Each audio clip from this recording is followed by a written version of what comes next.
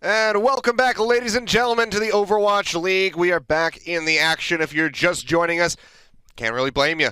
Might be really early in the morning like it is for us over here on the East Coast. Wolf, of course, is with me as well, joining from Los Angeles for a very special remote broadcast. And so far, so good. I mean, especially if you're the Shanghai Dragons, we're able to take that series 3-0 for our first one in a very long day, a very long weekend of matches. Yeah, very long weekend of matches, but we're starting them off pretty quick. Yeah. As I said unknowingly, one-sided matches are easy to cast. It's true. We got through that. We got through that first one. It was a lot of fun to finally cast Overwatch League again. But now we're going to take a look at our other Chinese rosters, the other side of our four teams we have. Yeah, that's very true. We now have the Chengdu Hunters getting ready to go up against the Hangzhou Spark. So we can go ahead and get everybody's debuts in here this weekend, and these guys especially tonight. So we'll see how these guys fare, because Guangzhou Charge couldn't really hold a candle to Shanghai Dragons after that first round of Nepal. So now we're going to see how these guys square up and who will be able to walk away with a victory. Starting us off, though, let's take a look at the Chengdu Hunters and what their roster is going to be here, kicking things off for us. Yeah, Chengdu Hunters, one of, I think, everyone's favorite teams, even if you're not, really a fan of them or you're not great compositions last. 6, though, for today. Among is in on main tank with Elsa, bringing up the flex tank. Leave, for his debut Overwatch League match, will be on the starting lineup. Molly is coming in as well as a new player from China, and Veltal, of course, rounding things up. So, Leave, by the way, if you've never heard of him, sick DPS player, incredible DPS player, 18 years old, finally eligible for Overwatch League, and he comes from a very, very strong background. The Miraculous Youngster team, for those who remember it back in the day, is where he got his start with Late Young, who's also on this roster but not on our starting 6.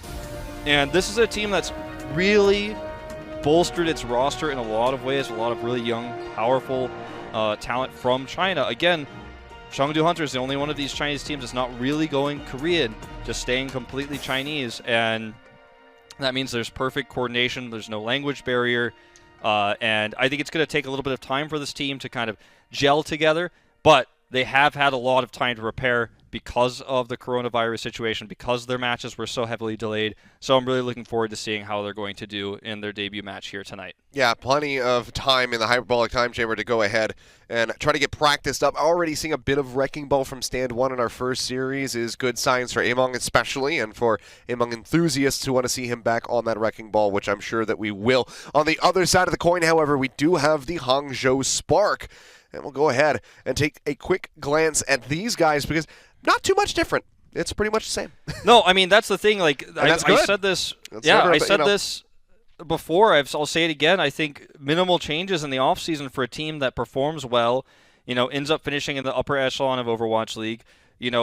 Because the two teams who made the grand finals, Vancouver Titans and San Francisco Shock, were just one tier above them. I think a lot of people forget how well Hangzhou placed at the end of things in 2019. They were up there, top 4 team at the very end. This starting lineup, basically everything you'd expect to see: Adora and Godsby as DPS, Gushwei coming in on main tank, Rhea, etc. They did add Otto, former Shanghai Dragons player and former Washington Justice player, as a backup DPS, and they've added Coldest and Mika as well, 2 Chinese players who I don't know if we'll see playtime, probably not in this series, I don't imagine. And Crystal, of course, is removed from the roster, no longer on this team, so that's one of the big changes. So no backup DPS from last year's roster.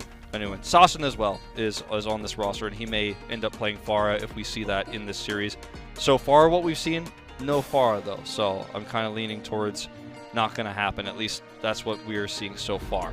Yeah, I mean, just hearing from people seems like it's not going to be the most prevalent pick, so probably won't see Pharah. But there's other heroes that, of course, we will not be seeing as we go ahead. Well, let's go ahead and review the hero pool yet again, in case people are just now tuning in, or perhaps you already forgot what the hero pool is. Taken away this week is going to be the Winston, the Lucio, Soldier 76, as well as Sombra. And I mean, two of those that really stand out to me is the Winston and the Lucio. You've got IDK and Gushwei, two incredible players for both of those picks. And now not going to be able to run them. So maybe that could be a bit harmful for the Hangzhou Spark here in the series. Not to mention that Godspeed Sombra is really good. Adora, a great Genji player, and we've seen a little bit more of a resurgence of Genji as of late. And if we had Dive available, if we had Winston available, that's something we certainly could have seen. And you know Chengdu Hunters like to drag their opponents down to their level, so who knows what crazy strats we will see, but I gotta say, I think the hero pools definitely favor Chengdu, even though they come in, I think, as underdogs here. All right, well, we'll have to see what happens when we do get into the maps. For our map set, of course, we'll go ahead and see. It's going to be starting us off. It will be Control is Ilios. And from there, we will just continue to plunge deeper into the series and see exactly how many maps we can end up on. We will have Escort for Dorado, Hybrid, Numbani, and then if we can go to 4 and 5, that will be Paris, followed by Oasis. And of course, there's always that caveat of potentially getting to even further maps. We already saw that from a certain renowned series earlier on in the year that went to 7. But something tells me that that will not be occurring here this evening. Well, you know what? Taking a look at what we see so far, I think it's just a tease, but Adora and Jinmu both have Genji locked here for the start of Ilios. Talked about how it's difficult to run that without a Winston, but with two great Wrecking Ball players, I mean, Gushwei obviously more known for his Winston, but he's also a great Wrecking Ball player. I mean, they are going to run it. We are going to see Dive here with Brigida as kind of a soft counter to both DPS sides. Love to see the pink Wrecking Ball, my favorite. Yeah, you got the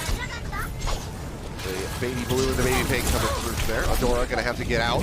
Dashes to the side as the stun comes through onto lead, but that kill pressure, that one shot out from the Brigidas on the Tracers, no longer a thing. That is a relic of the past, so he is able to escape with his life intact as Jinmu keeping a safe distance, is trying to build up for that Dragon Blade. And maybe find a straight pickoff with a shuriken, but so far it is eluding him.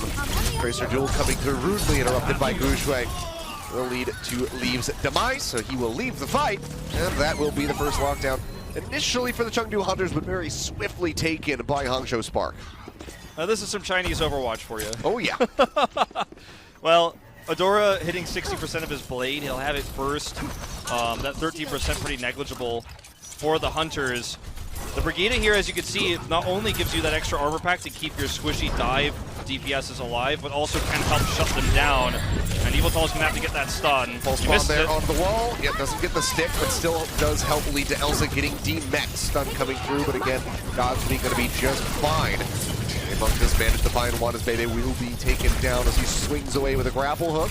He's trying to exit. They have a couple people hot on his trail, but Among, ever elusive, does manage to roll out to safety.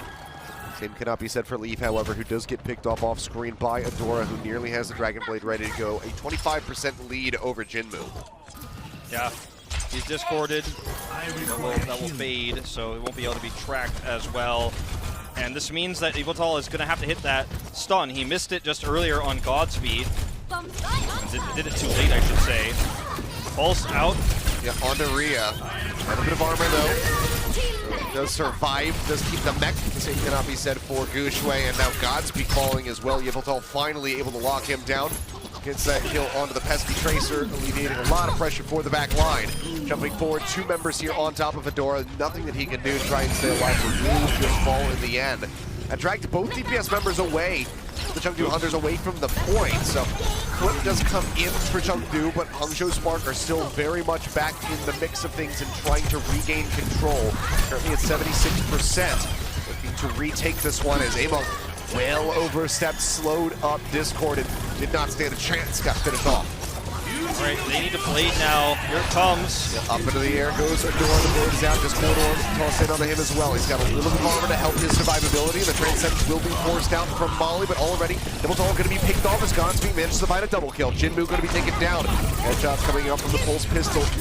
Down the Genji, stick coming through. The kill is there onto Bebe, but Gushwei is quick on the revenge. Takes down Leave, and the switch comes back through for Hangzhou, still in the lead, 80% to 50. there's a lot to unpack here, and I don't have enough time to talk about all of it, but the main thing is great blade there onto Molly, separates Evoltal, then you see the pulse bomb come through from Godspeed to get that kill onto the Brig. Those are the two major moments there that might lead to a first round win here for Hangzhou. Back and forth, Gushue. He has the minefield ready to go. A bit further behind. Mine's going to be dropped into the house, but seems like Molly and Elsa will be able to retreat successfully. IDK going to be eliminated as Amon swings his way to a kill. For a bit more, though. Lead is still quite far from a pulse bomb. Godspeed's about to have his, and that could be the tide turning all for them to try and maintain control. But Godspeed actually taken down as he tries to use the pulse bomb, loses out on it. And that is just going to be a sweep coming through, an extended one here at the hands of the Chengdu Hunters. So back in control as Hangzhou hits 99%, another lease on life for the Hunters. Last time this situation occurred where you had Adora with a blade before Molly had Transcendence, they thought Molly had Transcendence, they tried to play around it, they tried to force the Trance out and use a later blade. They know Jinmu used his blade second, is nowhere near a Dragon Blade. If they can force the Trance this time, Molly will actually have it. They've got a good chance of this fight. In the air, Adora getting some extra verticality. It's just diving on top of that pulse bomb. During the rally too. Yeah, didn't save anyone, didn't save himself. Does get eliminated. Now it's just trying to find. It's about trying to find an opportunity for Adora to unleash this Dragon Blade and not get ripped to shreds. Molly has that Transcendence. Yeah, exactly. They don't get the Trance forced out, so now they have the answer, the Dragon Blade, and an extended team fight. It's gonna have to be a pick, I think, honestly, for Hangzhou here. Godspeed needs a pulse bomb badly. Armor just now getting ready to wear off on the members of the Chengdu Hunters, but IDK and Mayday both eliminated. Now Adora gone at such a crucial moment. Self-destruct will be forced out from Rhea as he tries to get back into the mech. They cannot stop him, but they can just go ahead and yank him right back out of that. Amon will finish him off with a pile driver. The O2 starts bleeding away after a very fantastic start. For the side of the Hangzhou Spark, you can see that very much swung back into the hands of the Hunters. They did not let it go, riding it from 50% all the way up to 100, and winning the first round of Ilios well is theirs. It feels like there's a little bit of rust to be shaken off on the side of the Hangzhou Spark. A little bit of poor execution, poor ult tracking. Thinking Molly had his Transcendence during the first Dragon Blade Adora pulled there, or didn't pull actually because they tried to force a Trance, losing a fight. While trying to do that, Molly didn't even have Transcendence. It was a bit odd. We saw Rhea take the good old 3-point shot into the well with his bomb there, which didn't do them any favors, didn't get them any kills. Some small mechanical errors from IDK as well in terms of when he is hitting those stuns. I gotta say, this is the type of comp that Chengdu and Chinese players love to play. They're great at it. It's a scrappy composition, and Chengdu drags Hangzhou to their level once again, and that's never where you want to be if you're an opponent of Chengdu. So great start for them here in that first round. And it will continue to be the dive. Wrecking Ball alongside Diva with this Genji Tracer, so it seems like China has it all figured out. I'm always happy to see the return of this one as Rhea has to return to the back lines. Really gets pumped out of that mech quite early on. Lord Orbs being tossed around to either side, but so far no picks to be found, but several members falling lower and lower. As Gushue goes under fire, rolls his way back, picks up that pack, keeps himself alive into the fight here for the moment. Godspeed going to be forced to recall as he nearly gets run over and turned into roadkill. Up into the air goes Gushue. He will not be returning, not with his life intact. At least he does get taken down as Jinmu dashes his way to a kill onto Godspeed. And this is already looking at, like, you know, at least 40%, 45% built up for the Hunters. Oh, easily. They can get over to the point and take it for the Spark. I mean, Godspeed needs a pick here. That's their only hope. Trance is going to be up really soon for Molly, and then they're going to be able to take a great defensive fight. You can see Leave is tracking where Godspeed is right now, so he can't get away with anything. He's going to force him to trade blinks here, which means he can't actually threaten the backline. That's a great tracer-free-tracer play there by Leave. Force those blinks out. Does fall low, but there you go. Recall will take him back up to 100% HP. Godspeed is straight back into the mix. The pulse bomb does not stick. IDK, however, from behind with a flail manages to find a kill, but Godspeed as well is going to be eliminated. Yellowtall doing exactly the same thing, but swiftly thereafter, Gushue takes him off the side of the map. His way way to that kill. 65% now on the board for the side of the Chengdu Hunters. The Dragon Blade comes out from Jinmu. He's looking for a target, dashes up over the top, was trying to find a door, I do believe, could not find him. Gets absolutely nothing, and now it's about ready to be Adora's turn, but they lose out on Baby, so they do not have that Orb of Harmony constantly sitting on the Genji, so it's not safe for him to go for this ultimate. He's gonna have to wait, but already 83% and with members still dying on the side of the Hangzhou Spark, they have to get something done.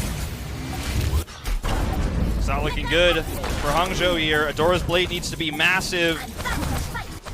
He needs to take out Yveltal first. Yeah, self-destruct was forced. They have the rally from Yveltal. He's going to be popping that one, trying to get the armor out onto everybody in advance of this Dragon Blade. One shot. Will be drawn out. He delays, jumps down. Stun instantly coming through. Looks for a new target, dashes over the side. But what are you going to do? There's just nothing for Adora to get done. The counterplay was there. And now lead into the back, hunting down Godsby. Pulse Bomb is good. Manages to find Yveltal a few falls. It seems like Hangzhou maybe not going down without a fight as they try to make their way onto the point, but OT bleeding away faster and faster if they exit this point. Elsa going to be eliminated, taken off the side of the map by Gushui. Godsby trying to find some opening kills here for the team.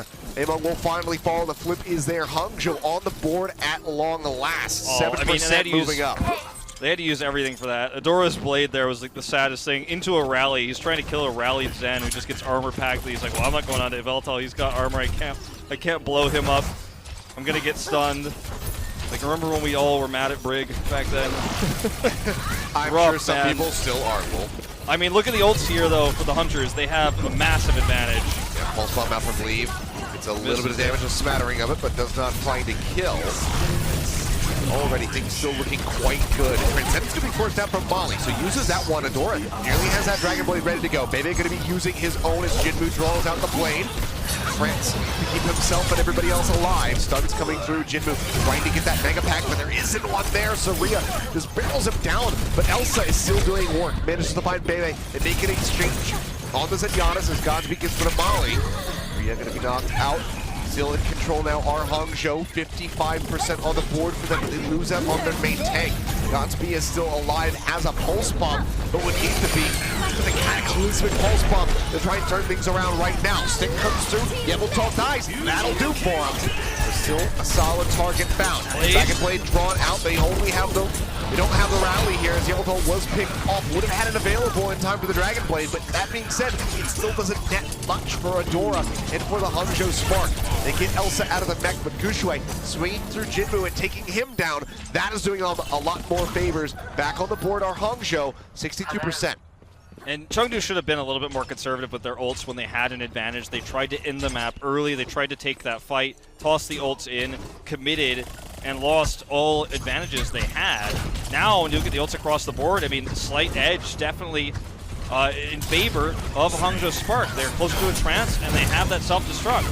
Rolling into the back, solid pile driver comes through, and the there bomb it is from Rhea manages to find both supports. Bebe taken down with that Pulse Bomb from Leave, but it would take such a significant amount of work from the rest of the team, the remaining members of the Chengdu Hunters, to try to turn this around, so just have to wait for the full reset and get back over here. Amon gonna have to tag, but he is already under fire. Pops the shield. Can he make it onto the point? He does.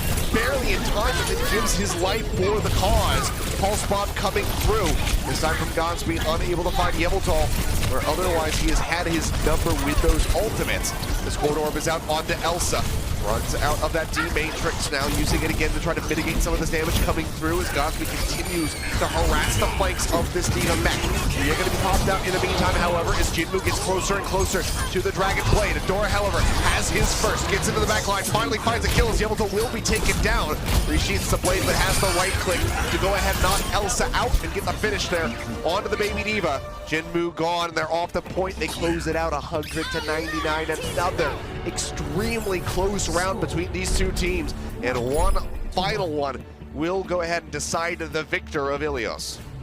That's, again, I mean, the little things that are causing Chengdu to have problems. Mechanically, in these scrappy fights, they're great at the ultless fight, where, you know, you see Jinmu get better dash reset kills, the setups are better, you're seeing Leave in a lot of ways do more than Godsby in the back line. Yveltal shutting down Adora's blades left and right. But when it comes to ult leads and when it comes to small advantages, they're making the wrong decisions. And that's where the intelligence and the experience of the Hangzhou Spark players, I think, is really winning out. We got to see that really cool pile drive combo there with the bomb to kind of seal the deal. And now we're going to see a Sigma comp here, very similar to what you see on Nepal Village. You try to rush to the point with teleport, and then you fight on the point. You get that charged up.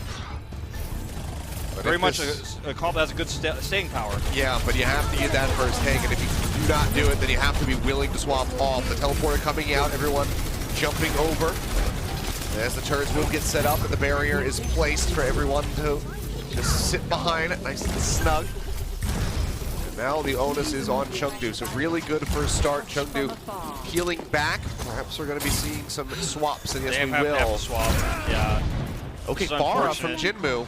Yeah, Jinmu, perhaps one of the most, well, I mean, I'd say perhaps. We know Jinmu is one of the most famous Pharah players in the Overwatch League, and arguably second only to Ding in terms of results.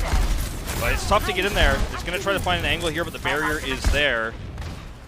It's going to have to do more than this. Leave's going to have to set up some disruption, or else this is just free percentage points, free ult charge coming through the Spark.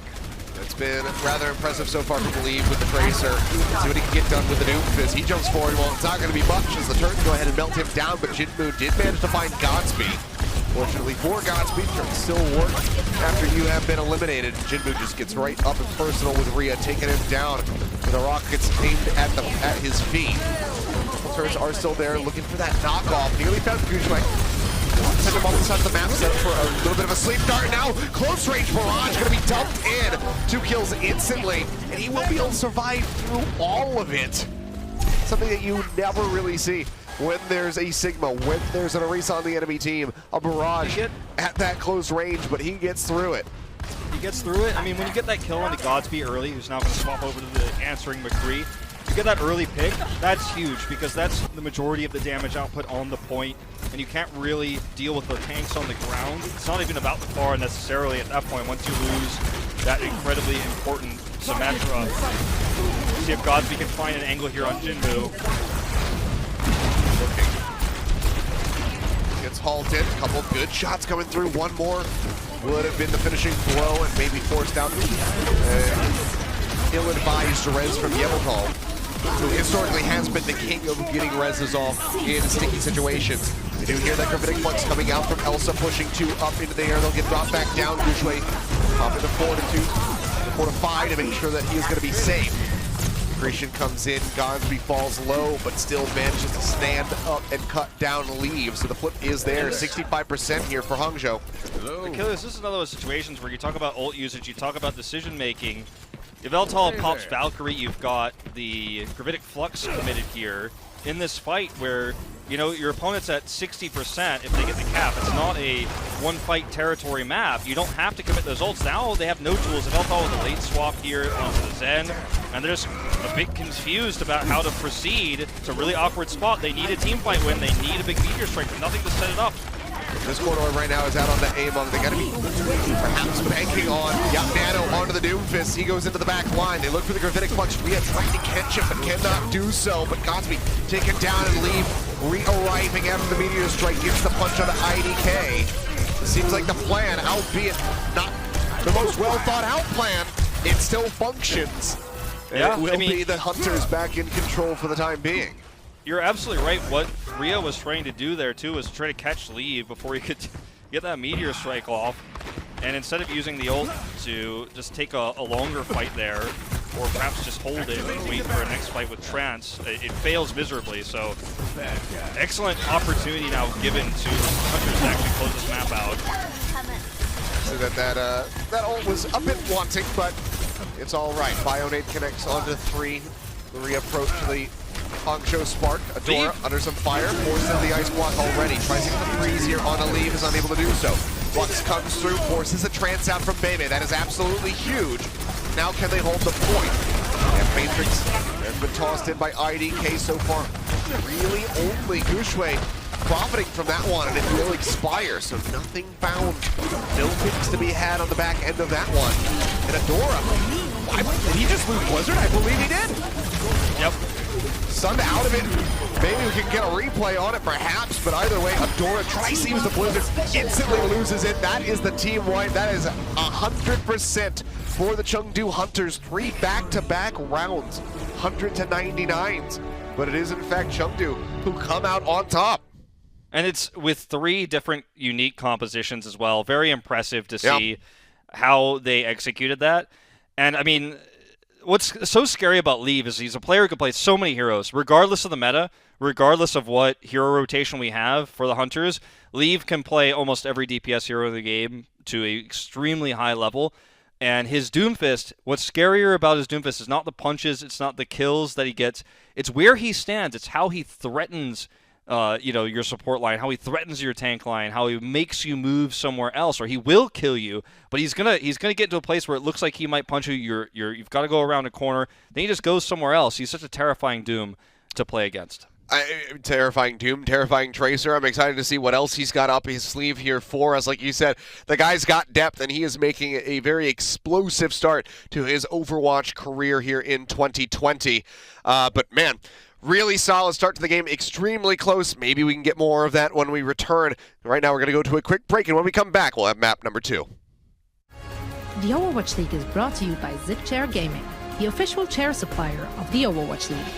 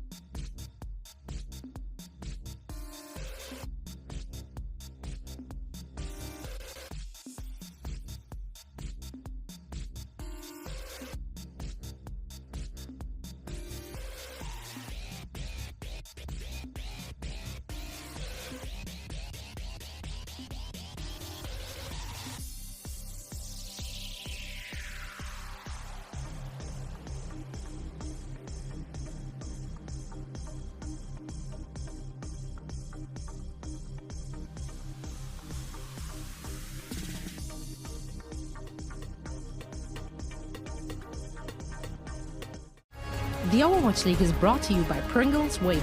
Big crunch, big flavor. And welcome back. We have just had one map played so far in this series between the Chengdu Hunters and the Hangzhou Spark. And oh boy, knife's edge for all 3 rounds of Ilios, 100-99s every single time. Can we continue that? We're going to find out here as we get ready to go into our second map, which I do believe is Dorado.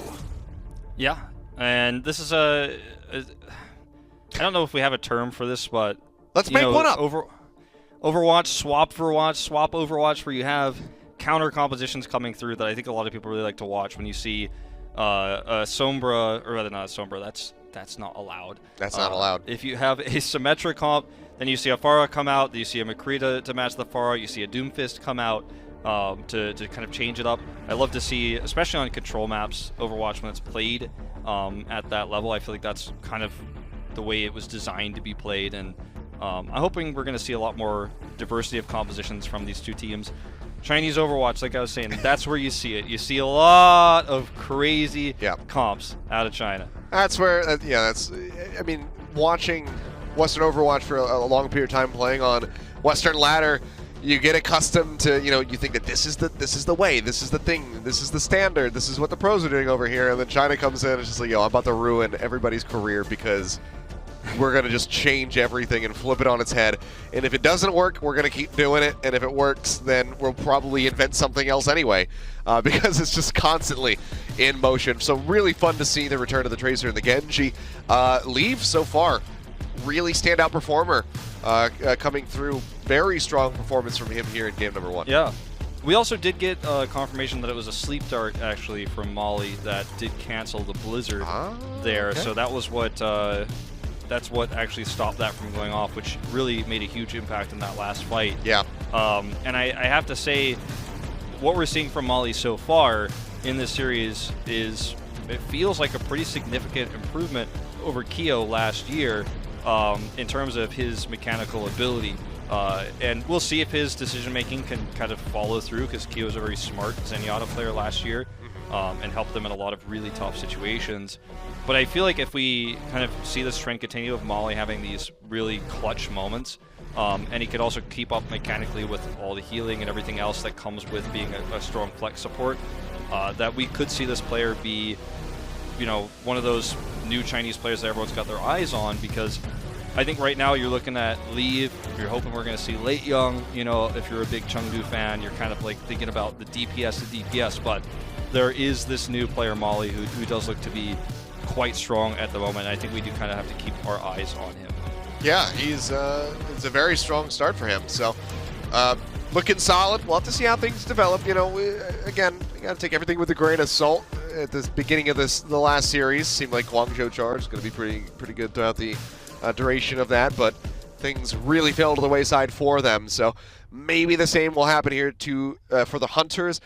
The only thing that I'm pretty relatively certain about right now is that this will not be a 3-0 blowout. If it is a 3-0, it's got to be the closest 3-0, one of the closest 3-0s that I've ever seen, because, I mean, these guys are going back and forth. They're doing the chess swapping constantly, trying to counter moves and whatnot, trying to think ahead and get those hero swaps coming through to get things back into their advantage. But I think it's going to be a really fun one. I'm hoping that I don't get burned on that. I'm hoping that this is going to be a very solid series after we already blew through the first one. But I mean, I have high hopes. Even if it does end up being a 3-0, which seems unlikely, I don't think we're going to see one-sided matches like the ones we saw in the last series. Yeah. I mean, last series, obviously, not to dwell on it too much, but last series there were some fundamental issues with hero pool problems and how the maps were being played that made it so, I think to a wise Overwatch fan, you could look at it and say, okay, I could see where this is going, but based on what we're seeing with this series, it looks like it's more of a raw, mechanical game that we're watching. It's not about one team outsmarting the other necessarily, even though, there were some issues with ult economy for the Hunters on Ilios there.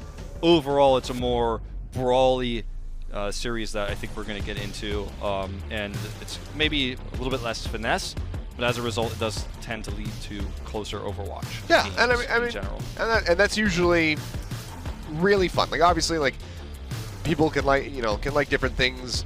I know that you and I very much enjoyed Goats meta because of the methodical and the cohesive play that had to come through in order to execute on that composition. We really like that. You said people like different things. I thought you were going to say you and I, for example, like very different things. I was like, yeah, you like pineapples on your pizza, so. I do. I will, and I will die on that hill, but only if it's got to be accompanied by ham. Because if it's just pineapples on a pizza, then what are you doing? That's just that's crazy talk. It's got to be pineapples and ham.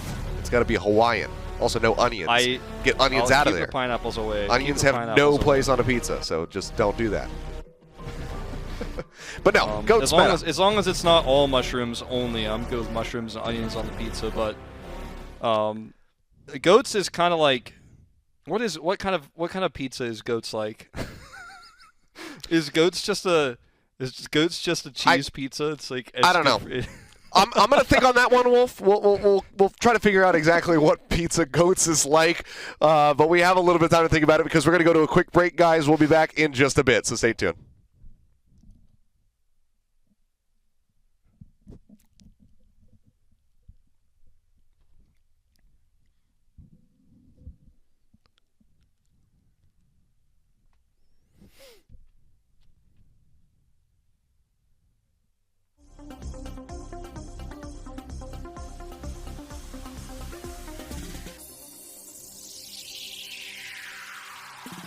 It looks like he got it.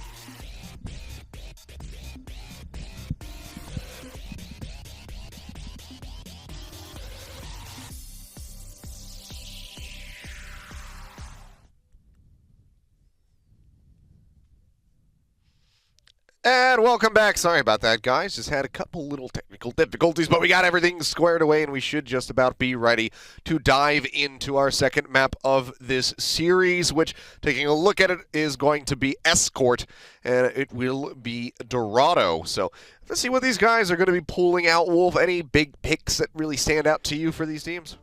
I mean, I think Widowmaker definitely going to see a little bit more play potentially as we head into Dorado. I think that, you know, talking about Jinmu Pharah is definitely viable right now. So, I mean, I think anything is possible with these two teams, though, to be fair. The Chinese teams, especially Chengdu. So, I never like to predict. I never like to try to guess with what they're going to do. Not this early in the season. I'm always happy to see some Widowmaker from Godspeed, so we'll see if that is going to be the case. But we'll find out as time tells. Because like you said, it's very difficult to try and predict what exactly is going to happen whenever you get onto a map with these guys. We can confirm that we have a substitution as well. Bacon Jack is in here, so leave out for this one. And Bacon Jack, a player that saw a lot more play towards the end of the 2019 season, and was, you know, mostly not really fielded that much throughout the kind of beginning and middle, so to speak. So excited to see what he can do. The Bacon Jack to me was, I feel like, never really a standout player in most fans' minds, because even though his name is really cool, like to most Western fans, I think people think about Among as the forefront of this team. They think about the strong main tank. They think about Jinmu and his abilities. And Bacon Jack was played so infrequently that I don't think he got a big name, but he's a very strong DPS player, and I imagine he's leveled up during the offseason as well. Yeah, I mean, it wasn't wasn't fielded all the time, but the times that he did come in, he was certainly shining. So we'll see him starting things with the Widowmaker, and Godspeed is going to be on the Hangzhou. So still a sniper, but just not the one that might have anticipated. Looking for a boot ball off the high ground. Jinmu will be able to find one, setting Rhea down below, but no way to capitalize on that right now. Pharah Widow is very difficult to execute. I mean, Shanghai Dragons is the only team that could really utilize it correctly and play it to its perfect potential in Stage 3 last year. Very, very tough to try to force those members out of their shields and then get those shots. So he will swap to the Hangzhou. Yeah, Bacon Jack changing that up a little bit, making sure that they are matching here and running what is, I'll say, optimal for the match, for the time. I mean, if Jinmu has free reign here. There's no great way to knock him out of the sky here. IDK, the only one who really can. He's focused elsewhere, but, I mean, ground is being given here. Yeah, but I mean, at this point, you can also just try and completely forgo the Pharah, ignore the damage coming out from Jinmu, and just kill everybody else down on the ground, because that's two members that pretty much consistently have to be up in the air. So Molly is going to be alone down on the ground trying to keep everybody else topped up. And when he's splitting between himself and 3 other people, that can be rather difficult. So it seems like that's just going to be the play here for Hangzhou. Jinmu is in around the back. Takes a little bit of tags, but is building up towards that barrage. So we'll see if he can get anything done with it this time around. Good positioning for Rhea and Gushue over there on the left side. But, I mean, the damage is getting done here, but he needs to secure kills. There's no follow-up for Bacon Jack, who's done very little damage to anything but shields here. They need a pick before they can really take a straight-up fountain fight. I will not waste this opportunity. Rhea will probably not be able to absorb this rocket barrage. Don't get any, you know, Reddit ideas about that one. So he's going to have to be really mindful and put his barrier up. Well, Bacon Jack going to be taken out, so Furlu delaying a Dragon Strike. He's at 38% compared to Godsby 64. Rez will be good. Like I said, Yabletal always good for that. His teammates up even if they're in such a dire situation or dire position. There's no hard initiation here for Chengdu. That's the problem. And now looking for the poke damage here as they come down off the top of the staircase. Nora has built up the blizzard and will just go ahead and lob that one in. Not expecting Elsa to be able to eat that whatsoever.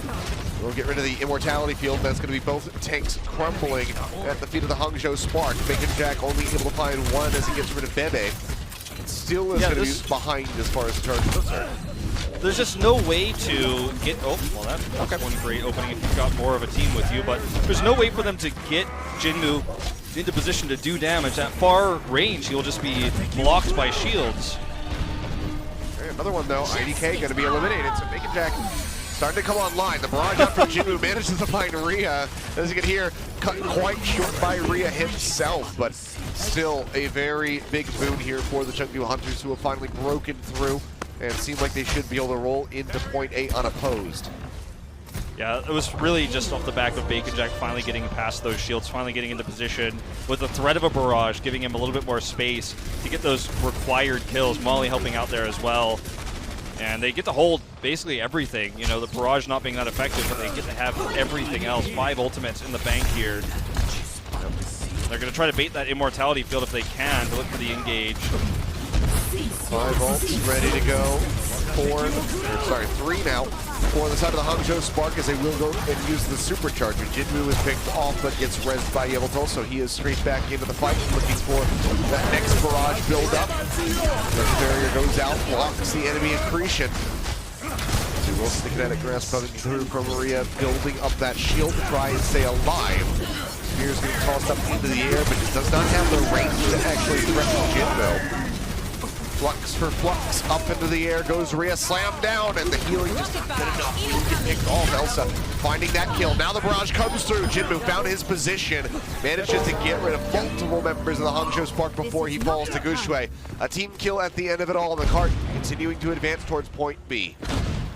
If Jinmu hadn't, if there wasn't a res available there, you know, you could have even argued Jinmu could swap here to something else.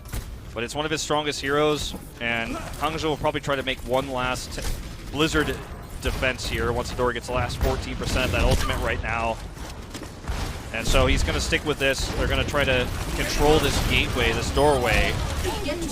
Limited visibility for Godspeed. Among falling does open up for Gushue to push forward, get that barrier placed down in front of the cart. So now Godspeed can continue to inch further and further out. Get better sightlines onto the Pharah and the Hangzhou. And the, you know, Veltal using that Valk there, I think is another signal that they're probably going to swap. The Widow caught them off guard. Thanks for the assist. And I mean, he's in a really surprise location, perhaps. If he had a barrage, you know, you might be able to do something there. But he's actually just costing his team valuable time right now. They need to make something happen, and they didn't do it very soon. But Along just getting greeted with a boulder. And absolutely destroyed. Like, this is free. This is free time bank burn right now for Hangzhou. You're like, oh, Jinmu, you're over there. That's not a threat. I'm not worried about that. The rest of your team can't approach the point without your pressure. It's a 6v4 game they're playing. I mean, if he had stuck his way in and had a barrage ready to go, perhaps that might have been the play. But yeah, the very questionable at the end. Now is wrapped back around to the outside with the rest of the squad. Finally, coming he's down getting from the something. flank. Getting some nice damage in on the Goose Way as Elsa will fall. They push around the corner, desperately trying to kill off the enemy Sigma, but they are unable to do so. Maywall going to be drawn up, just creating some extra protection as the Dragon Strike will glide by. Starts across the top, gliding his way over to the side. Barrage comes down. Ice Block goes out, Jinmu falls. The res is good. Yamato keeps him alive as the Blizzard will be tossed in. Jinmu eliminated and everybody off the cart. Among unable to get there, so hold it just in front of point B here for the Hangzhou Spark. A win condition has been achieved. Yeah, and I don't want to count our eggs before they're hatched, but it feels like we're seeing a pretty similar situation to what we saw in our previous series with the Pharah here. You know, you could relate Jinmu's Pharah decision to continue to play the hero, to continue to try to control space with it, to Happy's Widowmaker pick of the previous series. You can kind of draw some lines there. You could draw some comparisons. And it's something that, you know, at the highest level of Overwatch, you don't really often get to do, is to say, look at this pick, this doesn't make sense, or it's not working, and this needs to change. You know, in professional Overwatch, usually the players know best and will make that decision, but the stubbornness here for Jinmu is something, especially when he was hanging back on the flank instead of just jumping off and swapping, or at least jumping back and returning, that did not do them any favors, didn't give them a straight-up fight, didn't get them a strong engage, and Godsby's Widowmaker swap was actually the right choice. It not only threatened the support line that didn't have any pressure to help alleviate what was happening with the Widow because Jinmu was on the other side, but also just kept Jinmu at bay. I think we'll see Godsby toy around with this perhaps a little bit longer than just spawn, as I say that.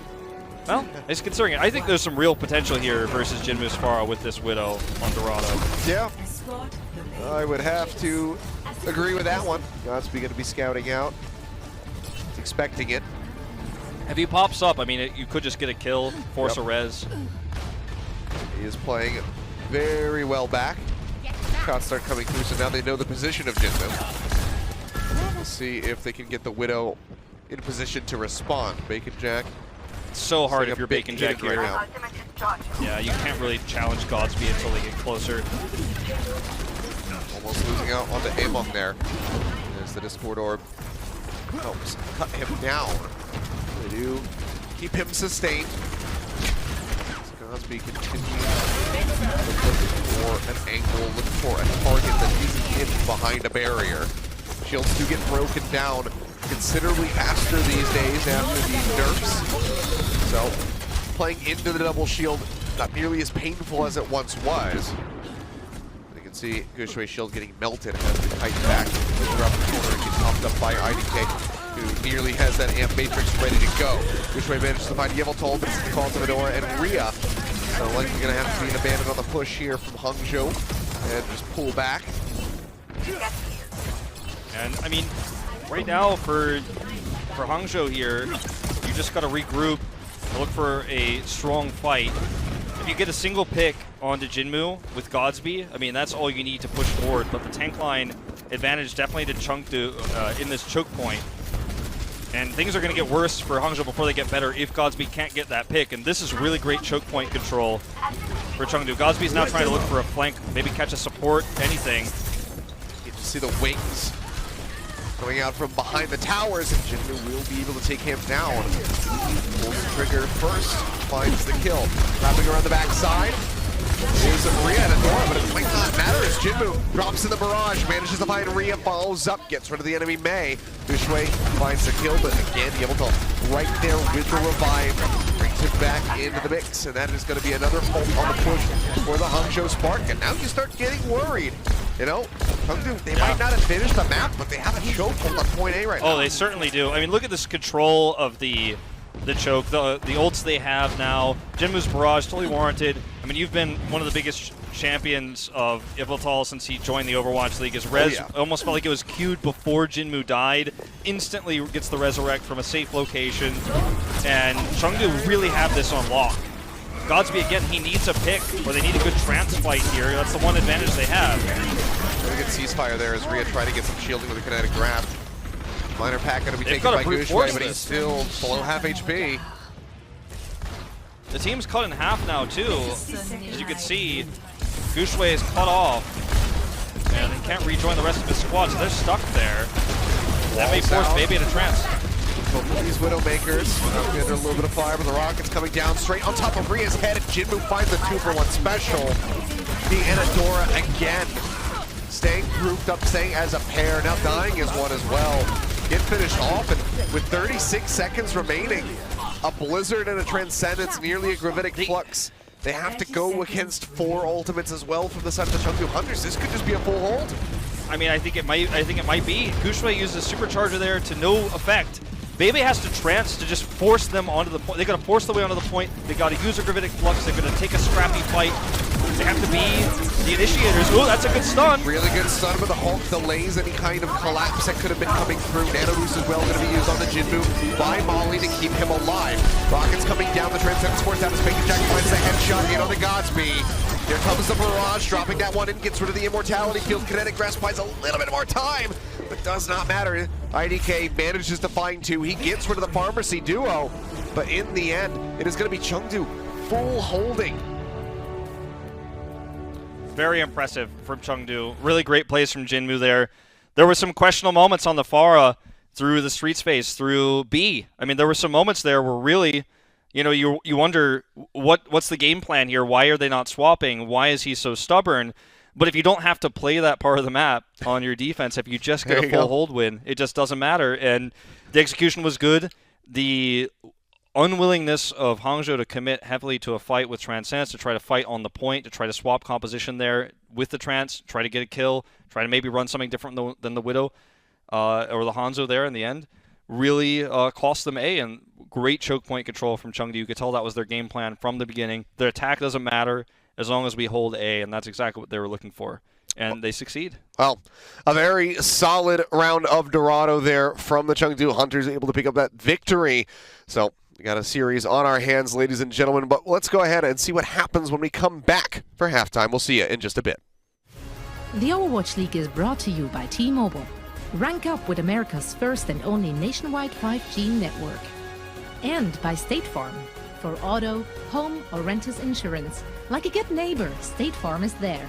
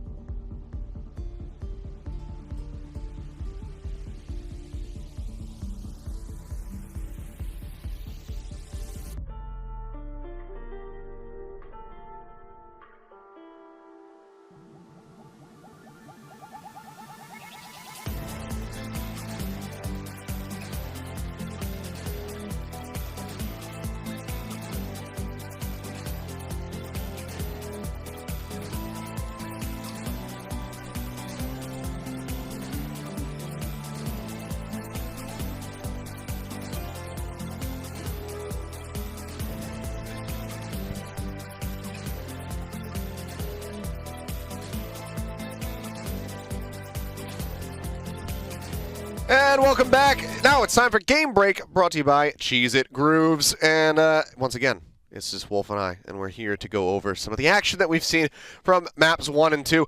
2-0 start. Yeah, 2-0 start for Chengdu. Kind of surprising. You know, I mean, we didn't expect this series to necessarily be one-sided, but I think most people expected the better performing Hangzhou Spark to come out ahead, at least, you know, to give us, you know, maybe a 1-1, maybe a 2-0 one-sided, like could have been an option. Nobody really, I think, expected to see not only a 2-0 for Chengdu, but also to see, you know, how Dorado played out like that. Yeah. You know, we talked about earlier, if it's going to be a 3-0, it looked like it was probably going to be a close 3-0, and that still holds true, but Chengdu look terrifying with Jinmu right now. Yeah. I mean, it's looking less and less close as time goes on. We thought that, you know, Ilios was going to be indicative of a super close series, but we also kind of thought that perhaps from the first series as well. So this is maybe straying in the same direction as that, but for now, it's time. Do you know what time it is, Wolf? What time is it? Kilios, tell me. It's crunch time! So what do you got for me? Rapid fire. What you got? Go! Well, I just want to talk about Hangzhou a little bit. I mean, I feel like Hangzhou has the potential to play better than this. I feel like they have the ability to shut down strategies like this. I said it when we were on Ilios. It feels like there's some rust. They have small advantages they don't utilize. They're a little bit quick, or slow rather, when they are normally quick to rotate their heroes around. I like what I'm seeing from Gushue. I like what I'm seeing from Rhea. The defense on Dorado was really good. But then on the attack, everything falls apart. There's just not a quick reaction. Godsby's trying to stick with the Widow. You see the Hanzo swap come through, not finding value, can't shut down Jinmu. And it just feels like Hangzhou is kind of playing deer in the headlights to a certain extent, not actually making the proper hero swaps when they need to be, and not moving as a unit, almost as if like they're waiting for someone to tell them where to be, or waiting for some sort of shot calling that isn't there. And you know, obviously I'm not in the comms right now. I don't know how the shot calling is going, but with a roster that's left relatively unchanged, with such a long off season to continue to hone that synergy, it feels like it isn't there. And I think it needs to be if they want to get the reverse sweep. Yeah, I mean, the late swap onto the Hanzo there from Godsby, moving off of the Widow onto that pick. It was such a, I feel like it was such a catch-22 situation for him as well, because the moment that he got off the Hanzo, that opened up for Bacon Jack to have so much room with a Widowmaker of his own, and you could just see the, you know, shots coming in over and over again. So it was just really rough tidings for the Hangzhou Spark on that attack, but they end up getting held in the end. And, you know, this is, again, reminiscent of our first series of the day. Suddenly, we're at a spot where they need to reverse sweep if they want to find success, if they want to get that first match victory here in 2020. And as time goes on, it's just looking increasingly less likely. Managing to get that win condition to push into point B, and then unable to execute on it, unable to even get to point A, is such a bad indicator. So hopefully, for the sake of the Hangzhou Spark and their fans watching from around the world, they'll be able to bounce back into this series, put up a fight, and maybe take us to that Game 5. Stranger things have happened this season. El Clasico. We all remember El Clasico. But that'll do it for our Game Break presented by Cheez-It Grooves. Thank you guys for watching that. We'll be back with the rest of the series after a quick break.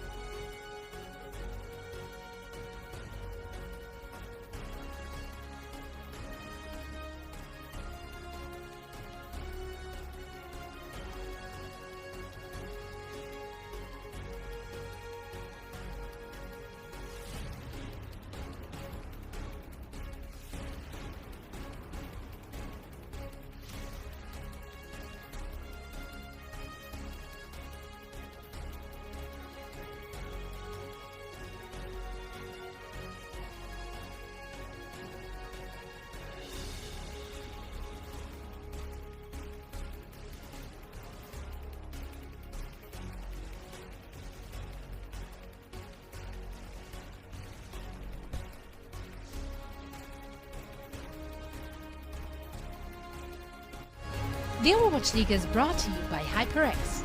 Unleash your style, unleash your fury. With HyperX Fury Memory. And welcome back. What a series it has been for the Chengdu Hunters, currently leading 2-0 over the Hangzhou Spark. And it is time to kick it into overdrive. If you are Spark, if you're a Spark fan, send them your energy. Put it in the chat because they desperately need it right now. Full held on Dorado is not the way you want to go into the halftime break. So now with their backs against the wall, they have to try and persevere and pull off a reverse sweep.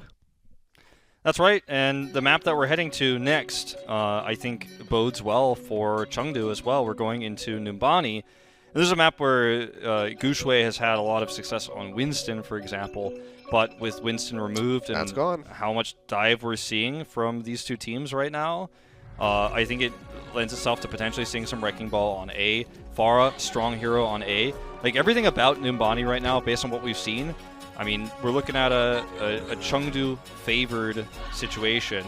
I feel like for Hangzhou Spark, I mean, they can put Adora back on the Genji. You know, one of the stronger Genji players has actually previously pocketed a Genji player throughout his Contender's Korea career on this map. He's very experienced on it. There's a lot of things that could go well for Hangzhou Spark, but momentum, like you said, definitely in Chengdu's side of the court, if you will. And, I mean, I gotta say, like, with how you're looking at these hero pools right now, it feels like Numbani is a map for Chengdu to just close us out 3-0, potentially. Yeah, I mean, really see it. Teed up the potential complications at the the beginning of the match before we'd even gotten into map 1. That the Winston was gone, the Lucio for IDK is gone. So where do they want to go? I think coupling that with the lack of cohesion at times and the stubbornness from being able to swap off of Widowmakers onto Hanzo's, it's making for a really bad stew for the side of the Hangzhou Spark. So they really need to get their heads in the game and play out of control if they want to be able to take this series or even just take this map. You know how much I hate a bad stew.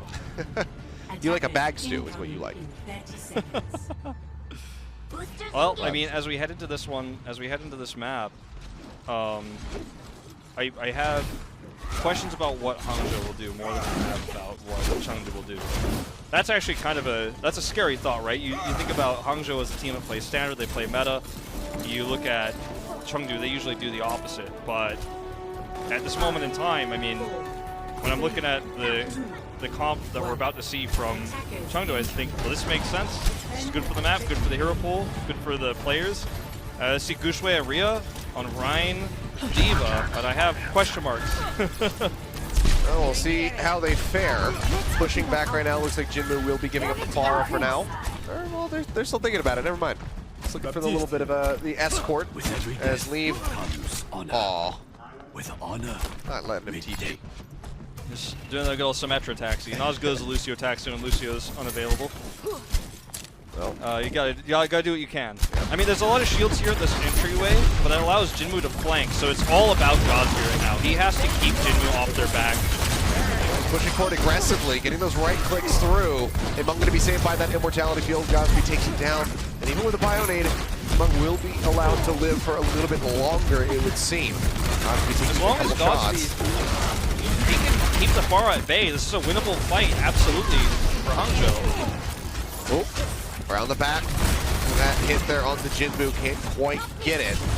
Zed is still relegated to barrier break duty right now. Is Godspear has to just keep constantly 180ing back and forth, and this time Jinmu comes out on top. He turned away for just a little too long and lose out on the McCree, and that was their best bet to get rid of Jinmu. Ice block already going to be forced out, but Rhea manages to find Yveltal.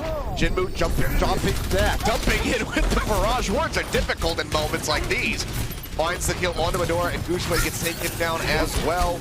And this is looking so very good for the Hunters. The cap onto A, going to be coming through. No way to contest this again. If you are Hangzhou, Godspear nearly eliminated. As he tries to just poke out. They had every advantage in the choke, right? They had ice walls to block people off. They had Reinhardt walls. They had pin potential setups there, into those ice walls. They had everything you would ever want in a choke.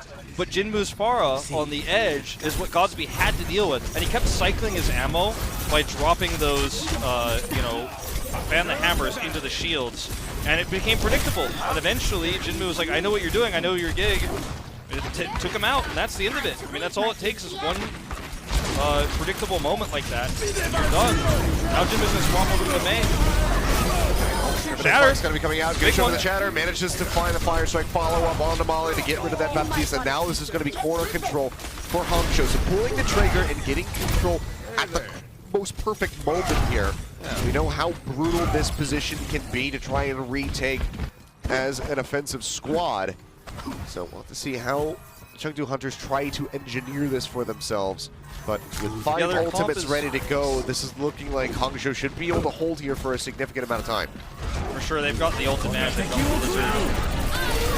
Dragon Strike here to try to open this up. Considerable amount of damage in, and Rhea's going to be forced out of the mech and has to use that self-destruct. We'll just get rid of the immortality field. Cleanup is still coming through from the remaining members of the Hangzhou Spark, and now it's looking like the Hunters are going to be the ones forced into a position where they maybe have to alter the composition. You can already see the changes coming through. Leave going to be moving over onto the McCree. That's what I was going to say, is the comp that we're seeing from the Hunters just isn't a real comp. Like, now it's still, they're trying to figure it out, but it's still not really a thing, as they say. It's not a standard composition, but looks like they're going to try to swap into dive. That might mean that Jinmu swaps to Genji, and he does. As the words come out of my mouth, he swaps it. And that's going to be strong against the back line. You know, you're going to be able to threaten the McCree, you're going to be able to threaten the Ana, but the Brig makes it difficult.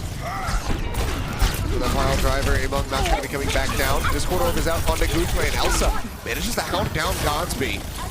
Getting rid of the Cowboy and forces Fedora now into the ice block. Jinmu will clean up IDK. That is both supports gone for the side of the Hangzhou Spark. Fedora still gets a nice shot onto Lee, but Among is just getting back into his comfort zone. Hounds him into oblivion, and 2 minutes, 10 seconds, they will start moving forward again. The composition that we're seeing from Hangzhou falls apart like a house of cards when you end up starting to lose members. You need every piece of that composition to work together. You need Rhea to be able to help heal. You need the stuns from IDK. And Jinmu is starting to get dash resets, and it all just goes away. Godsby swaps over to Tracer. They have a Blizzard here. Godsby's just trying to buy time so they get this high ground back, and they will get it. Jinmu.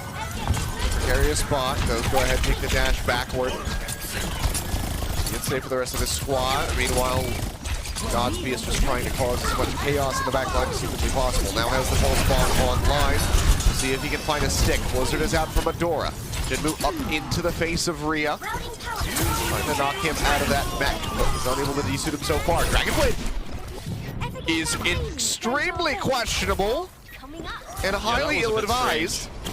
And I think he's not going to swap either. This is not a situation where you swap. Like, that might have even been a fat finger. I mean, no, it could have been a fat finger. I mean, it was very deliberate. I don't even know. I can't really give him much for that. Well, either way, back into the fight. Leave opens things up with a pulse bomb. Manages to find Guthrie.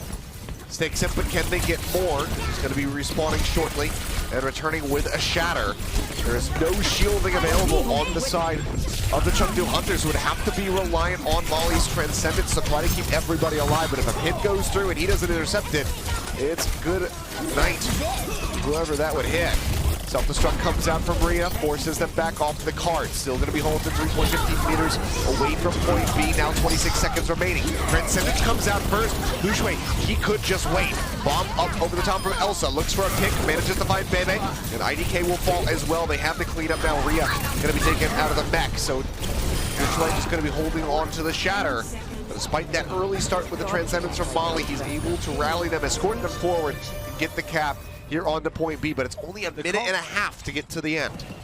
The comp that Hangzhou is running is so reliant on ultimates, and like I was saying, it kind of falls apart like a house of cards. So even though Jinmu's Dragon Blade was shut down, I start to understand it more now. His blade is shut down, by the stun he's taken out, but the chaos he causes and then the shield bash being on cooldown means Leave can come in with a pulse bomb. They're setting up so many fights. They're just constantly fighting. If they get one kill, their comp wins. It runs over Hangzhou.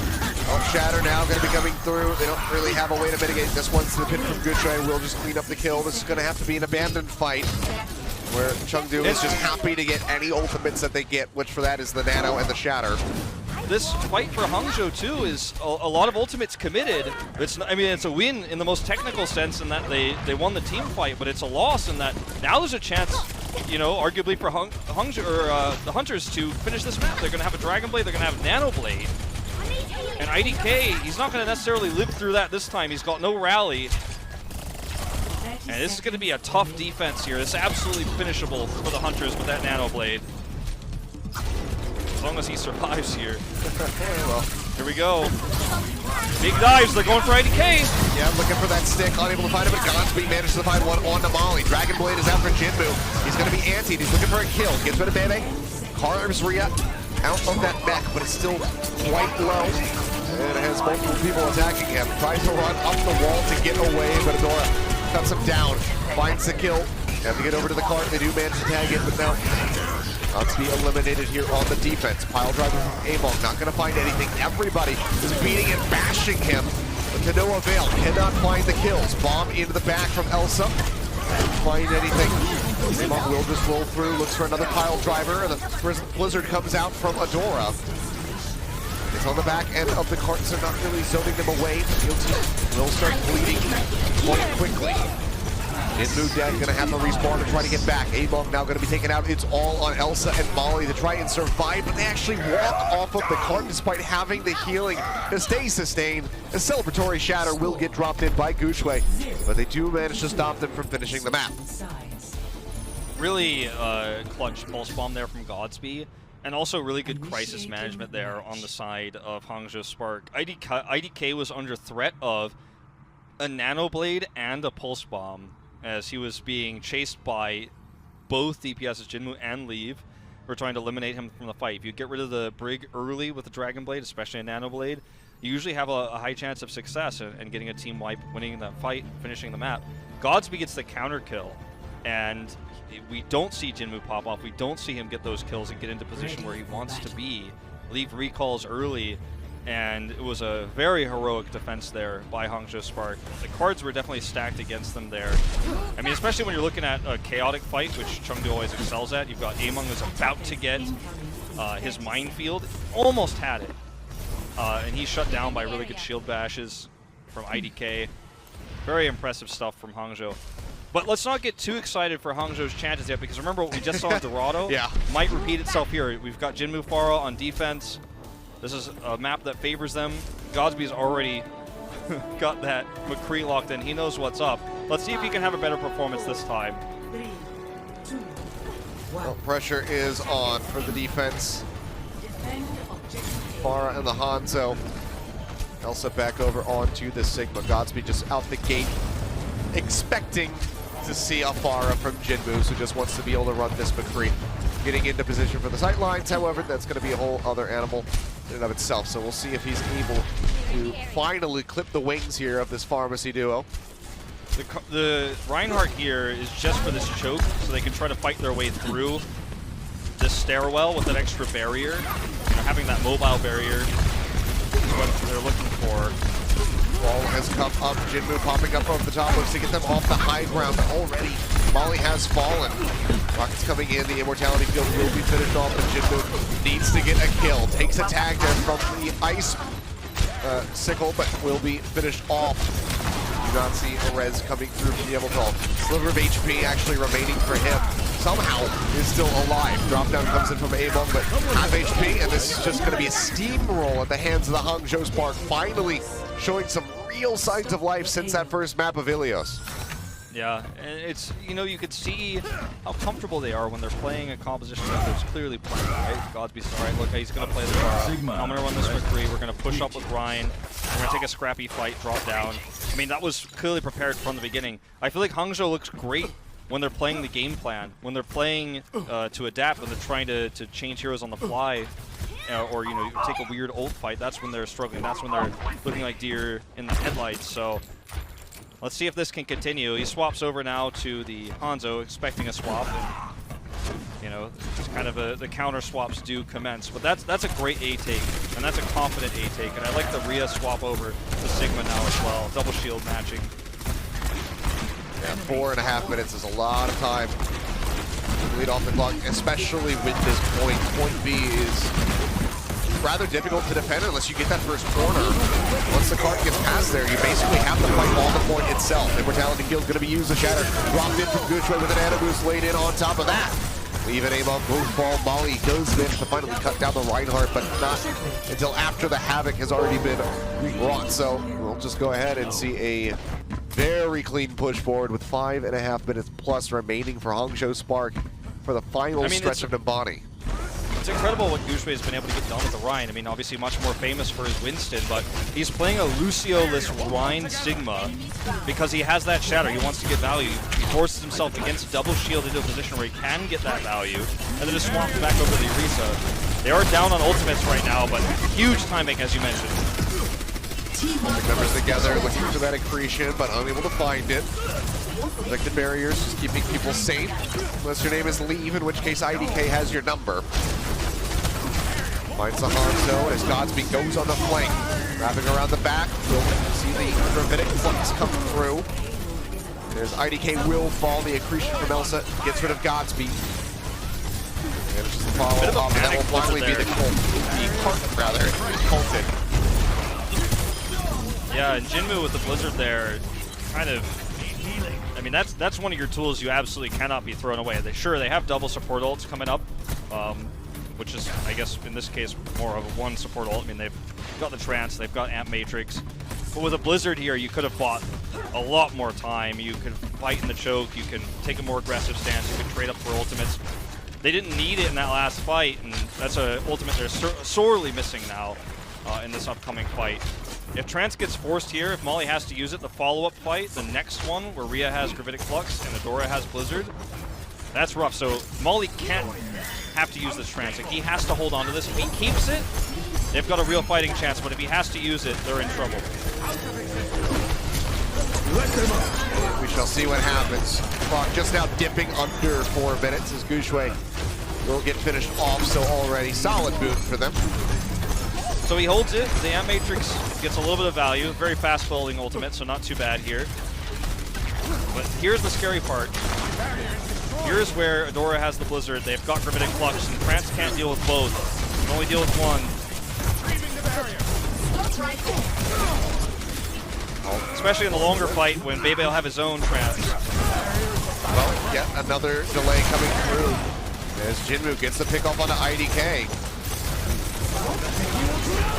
So, solid plays, keeping them in the game, but got through the Dragon Strike. Gets rid of Jinmu. The Transcendence is going to be forced out. Now that's going to expire, and the Blizzard is going to be still rolling. Amon frozen. Protected barrier thrown too shallowly. Elsa does not protect him. Gravitic Flux coming out from both, but Elsa going to be taken down mid-air, and suddenly Cart advancing without far to go, and there you have it. We'll be able to push forward, so a series on our hands indeed. Hangzhou Spark able to get the victory here on Nimbani. So 2-1 with Hunters still in the lead. They're not out of the woods yet. Still need a reverse sweep to take this, but showing way more signs of life here on Nimbani than we've seen so far. I mean, look, Hangzhou, when they play their game, when they play the game they prepared, when they play the very much previously set up game or very much established meta type game, they look great, you know. But when it's chaos, that's when Chengdu leads the charge. But for Hangzhou in that last fight, they were playing goats. I mean, basically, you know, I know you've got Trance. I know that if I use this ultimate, force out your Trance, stagger your ultimates, then we have the follow-up one, push forward to the cart. We have that ult advantage. I mean, that's Hangzhou Spark, right? That's textbook safe play in a more goats-esque meta. I mean, I say they were playing goats. They weren't playing, you know, goats, right, quote-unquote, but they were playing a composition where you force ultimates with yours, you win a war of attrition, ult trade, and that's the kind of playstyle that got Hangzhou Spark to, you know, to really being a top 4 team at the end of 2019. So they got to play their game, and now we have a series. Yep. Well, we'll see if they can keep that ball rolling, bring us 2-2, tie up this series, and force out a Game 5. When we return, we're going to go to a quick break, guys, but when we come back, map number 4 is coming right up. Coca-Cola is the official refreshment of the Overwatch League.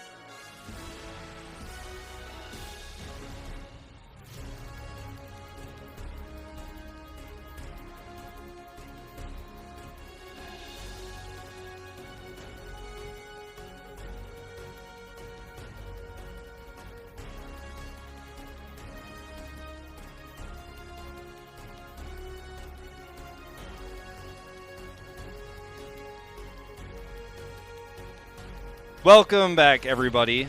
We are here in the midst of what looks like might actually be a real series. It is Chengdu now losing their first map of it. Hangzhou up in a 2-1 scenario, but Hangzhou down in a 1-2 scenario, but bringing it back on that last map of Numbani. And I think Achilles is rejoining us now. We are in it. You're live. Oh, hello. Welcome back. I'll just cruise on over into the camera shot all slow leg. What's going on? How's it going, guys? I was just refreshing happening? everyone's memory on the score in our series right now. Yeah, what was it? 2-1. Right. Chengdu. Okay. Hangzhou Cool. showing signs of life. Thank you. On Numbani. I had to host for a second. That's fine. I mean, But it's just sometimes it's a tradition for you and I. Yeah, sometimes I want you to share that responsibility. Normally, it's me who brings us back into the break, but it's fun to pass it around every now and then. So if I throw you a curveball and just take my time using the restroom, that's all. Normally when Seth goes to the bathroom during a break and isn't ready for the throwback, there's an empty chair next to me, so I know what's going on. This time, I'm like, well, I don't know. This is an empty box to your right. That's about it. So, but here we go. I can hear that music. Paris coming up. And it's been a while since we've seen Paris in Owls, so everybody's favorite map. Yeah, everyone's favorite. No, everybody absolutely loves it, and there's no dissenting opinion on that whatsoever. So sure, everyone's favorite map type and everyone's favorite map on it. Exactly. Everyone's very excited to have it back in the Overwatch League after a short little hiatus. I'm actually excited to see it because of the teams that we have playing right now. I think that Hangzhou and Chengdu especially can make this map extremely exhilarating to watch. That point A with the the river just behind it, Among on a wrecking ball, that's a perfect combination right there. So I'm looking forward to seeing what these guys are going to be piecing together for us and what kind of mayhem we're going to see unleashed on this map. I think a lot of people, on a more serious tone, I think a lot of people dislike this map because it was either like crazy time banks and overtimes or just a full hold, and there wasn't much in between. But I think in this meta, we'll see something a little bit different, especially with these two teams, as you say. Godsby going to start the Widow, hoping to get that Jinmu kill, force a res, but Jinmu is wiser. He's not going to do the normal poke. He's crazy if he does. Okay, he gets the body shot. Oh. Fun little game these two heroes play in the early game. It's like, oh, you gonna peek? I'm waiting. Shots coming out for you, gonna be slept. A ton of damage coming through, but the immortality field perfectly timed right at the last second there from IDK to keep Rhea alive, but he's still getting beaten and battered. The Maywar will finally alleviate a lot of that pressure, but they still have Jinmu around the back, just landing straight in there, sneaking his way through. Got rid of Adora as well, so strong start. As I say that though, Among will be eliminated by Bebe. It was pushed up towards the point. That's a very slow walk back toward the Orisa. See how well Chengdu can hold off for now. As I say that, Yveltal will manage to get the res off onto Amon, but Godsby then gets rid of the Pharah, so a lot of pressure going to be taken away. That's the backbone gone. I mean, they need that Pharah to keep this point alive. If they can get a kill here onto Rhea, they should be able to get Pharah back. Jinmu on the way now. Shots coming after the Storm Arrows. Barrier, however, keeping Gushway protected for a little bit longer. Leave has to do just that. Exits around the back as Godsby finds Amon. Nano boost tossed it onto Jinmu. He's already taken so much damage. Manages to find one. The barrage gonna be pulled out. Looks for the hit. Secretion flies in from off screen. Elsa does manage to set up a kill onto IDK, and just like that, Chengdu Hunters, it seems like they might just be able to hold this. The res comes through onto Jinmu. They'll push back up into the skies and Gushway falls. So yeah, they lose absolutely nothing. That was looking catastrophic for the Hunters, but they don't give up a single tick. Yveltal is crazy. The amount of healing he put off in that fight, and part of it not onto Jinmu, and then Jinmu also commits at like sub 40 health to fighting, knowing that Yveltal doesn't have his res yet, goes in, commits the barrage instantly, and the rest of the team is fully prepared to follow up on the damage. Then the res comes through once Yveltal has it. I mean, this team was made to play this comp. Yeah. And it's a beautiful thing to watch. That have supported these teams in particular for this map. Dragon Strike rolling in. Takes him so very low, but the Immortality Field does manage to keep IDK and Gushue alive, but Godspeed, it cannot be said for him. Shot comes through from Molly, and he manages to find the snipe. Door forced into the ice block already. Rhea gets one with the accretion. Falls down to half HP as the door takes a nap, but Amon will be able to finish them all. Brez comes through now onto the Hangzhou. Accretion not going to connect. IDK finds one. Yebeltal now going to fall. The Pharmacy Duo taken out of the sky. Very solid start, but still, Spark held up, being delayed by that Sigma ult coming through. Yeah, Jinmu trying to rush back on the Doomfist. They may get a small contest here, but it looks like A belongs to the Spark now. They're not taking it yet, just now slowly starting to tick up with 38 seconds remaining. Amon is around. They're flanking. Rolling his way through, the accretion not going to connect. He's taking a very long route. Jinmu comes through, gets a seismic slam, but Rhea instantly destroys him. Elsa cannot land the stun in that close range. Has to use that kinetic grasp to try and stay alive, but it's not going to be enough. Ends up falling. Yebeltal over onto the point, knows that he is a goner, goes ahead, falls. So 3 minutes added to the clock, but a significant time drain there from the Chengdu Hunters. Some fantastic delays. Yeah, really good delays. Godspeed, though, I mean, he's the man of the hour. He made that first push, or that first take of A, all the more realistic with how well he played the McCree, the Widow to start, threatening Jinmu's Farah. Jinmu now swapping over to Genji here in a double flex support off the Zenyatta auto. We see the limit in 2020, this competition. Huge pile driver. Yeah, massive pile driver coming through, but Amon frozen. Very good delivery on that Bang ult there. The Blizzard just to go ahead, freeze him up, and ensure that they can find the kill. He'll be able to rejoin rather quickly, though, as Rhea stood up, hounded down, just getting flanked from multiple angles by the sharpshooters here on the side of the Chengdu Hunters. Cleanup will come through, but they got pretty damn far on point B. 89.4% accrued for the Hangzhou Spark. Very, very close there. Rhea has had his moments as a flex tank, excuse me, throughout the Overwatch League last year. You know, what was that flux? You know, there was some moments, right, on the Sigma there at the end. But his D.Va and his Sigma playstyle are the same. He likes to flank, he likes to look for kills, he likes to look for damage and threaten, and that actually cost him there when he got caught, picked off, stunned up, as you pointed out. He's close to a flux now, though. I think that's the idea, but they've really got one big fight left. Yeah, with a minute and a half remaining, we'll see if they can find it. Sleep connects on the Gushue. The Mortality Field is up, keeping them safe, and Adora manages to get the headshot onto Jinmu. So now pushing forward over towards the point. Adora finding another to be eliminated, and it's getting closer and closer to that next Blizzard. Transcendence will come through on the back end of the Gravitic Flux out from Rhea. Jinmu rejoining with a Doomfist. It's not going to do anything. Gets taken down, and that is a finish on Parrot. Score Hangzhou 110. You know, a decent time bank to try to make one last ditch attempt on A if it does come to overtime rounds. But I think they're hoping for that hold on A, the full hold, to bring us to that 5th map. I mean, it looked rough on A. It looked like things might have gone a similar way to Dorado, but they broke through. Godsby played a better game. He played the McCree faster earlier, made it get value versus the comp that Chengdu is running. I feel like Hangzhou is kind of, I don't want to say downloaded per se, but have really adapted and are remembering how to play against the styles that we're seeing from Chengdu right now, and they look like a very different team than what we saw on map 1 in terms of how they're answering. Attackers incoming in 30 seconds. taking a long gander at the robot here. Is it applying pesticides? I don't know if robots will. Is it watering yeah, the plant? I don't know.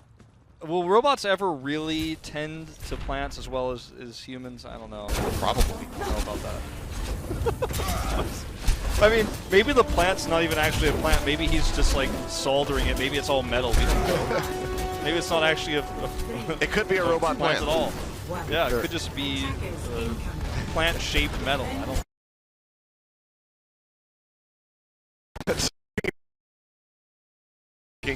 Well, I thought thought he was running out, but seems like they're doing scouting and making up their minds first. Yeah, you can't Sombra Scout when she is disabled. Yeah. You're not used to the B word, but Jinmu is just going to flank around here, and there's a lot of chip damage coming through. Godsby has correctly chosen McCree, so it's making Jinmu's life very difficult. Godsby. Again, halt setups have been very good. I mean, Elsa and the rest of his team trying to ensure those rocket connections. Godsby this time, it's not going to be a rocket, it's going to be an arrow. Managed to find him, so out of the fight early.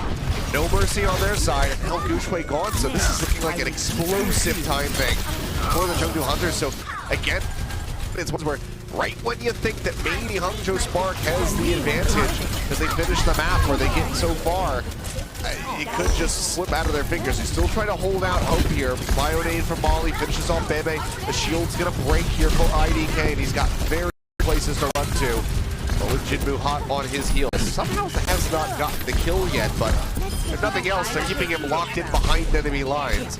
Finally, Duke Dobin with the final rocket, and that will be the lockdown on point A coming through. Nearly 5.5 minutes about to be in the time bank. Really good focus fire onto Godsby from the outset. Jinmu pressuring him out of position, leave, wall climbing into a position where he could threaten him from a different angle. Getting that kill with the Hanzo means that Jinmu has free reign. He's got a rocket barrage. No, IDK wouldn't go quietly into that good night. They have a 4-minute lead now at the moment in terms of time bank here. And great ults for this B push. There's the nano, they're going to commit. Yeah, used onto Jinmu, so maybe looking for a setup for that barrage. So far has not been able to find one, but he says, oh, you know what, baby, you're by yourself. That's a prime enough target for me. Gets the follow-up shot onto Godsby. See just a fade away. Fall back with the concussive blast. Self-destruct out will find him. Korea trying to drag this one back into their favor. Fire strike goes through, but it's not enough to kill Leaf, so Guangzhou will fall. Also finishing him off, and Amon just pile driving Adora into another dimension. Didn't see it coming, I didn't hear it coming, and he just gets absolutely smashed. Point nearly opened up. Godsby just tiptoeing on and off, trying to keep this contested as long as humanly possible. Amon finds a melee hit there onto Bebe. Guangzhou will swing through with a wrecking ball, trying to clear things up. Blizzard comes in from Adora, lobbing that to the far right side of the point. With Yamato falling, seems like maybe they have opened things up enough. Jinmu still plus forwarding with the Doomfist, will get cut down in mid-air. With 4 minutes remaining, Chengdu Hunters, they managed to accrue 87.7%. Yeah, very close, but not close enough. And this now begs the question as to what we'll see swap-wise here, because this is one of those situations where it's like, this is not a comp. I also could swap to D.Va, yep, there it is, and that would leave us with a dive composition that has nano boost available. And they only need one tick, so they only need a few picks, and then they could start to snowball things. This is the style that Chengdu is most famous for, and what they've found success with is just this scrappy team fight style, yep. just where you just fight non-stop. And I like the idea. They've got a lot of time to work with here. They've got armor packs. Take this patiently. Trying to get those ultimates online. Leave, especially with a pulse bomb, to try and get rid of IDK would be huge to them. Long swinging through, goes in pile driver with the minefield thrown down. Adora takes a lot of damage, gets forced into the ice block as that nano boost is in onto Jinmu. Looking for a punch, the Maywall comes in, gets the uppercut there onto Rhea, trying to demech him. Unable to do so far. The punch going to be shorted, so cannot get the connection on the Guangzhou. Take it out of the back, another punch going through. Seismic slam into the back, perfectly timed sleep dart. Bebe does get to bed, but he's going to be woken up. Now goes up into the air with a meteor strike. Dropping back down, doesn't find a kill with that ultimate, but is still just wreaking all sorts of havoc. Self-destruct up over the top. Rhea looking for a pick, will be blocked out by the shield, but Lee eliminated in the Tracer 1v1 with a little bit of help from Bebe. Another Blizzard tossed in now by Adora. Everybody clears off of it, so not going to be frozen. Still in this fight. 96% built up so far. Elsa going to be team-backed at Among with scraps for HP. Seems like they will have to abandon this one. Yeah, they do. I mean, they get ever so close, but I mean, great delays. Bebe, we'll see him later on. Bebe with the sleep dart there, amazing plays on the Ana, delaying, buying so much time in the face of Among's almost perfect minefield there, as he showcases what is possible with Wrecking Ball. Second minefield comes down, it's still not enough. They're about to have a rally, but they changed composition. They're gonna run this May Hangzhou, but it's desperation. You could see it, you could feel it. It looks like Hangzhou might be bringing us to a map 5 here. They've got the stronger comp, they've got so much to delay with. It's gonna have to be staying power with the ults here for Chengdu. That's not their style. Fire Strike gets Gushue the Shatter. Well, considerably further behind. Not well known for his Reinhardt, but we know that he can fight with the best in the league. Gushue going to be taken down, and they're just exploding here onto the point. Gushue not even getting a chance to use that Earth Shatter. The Fire Strike clips Bebe around the corner, and that will be in. A minute on the clock. Now for the Chengdu Hunters, they finished just below that minute mark, so a couple extra seconds added on for Hangzhou, but suddenly this is anyone's game.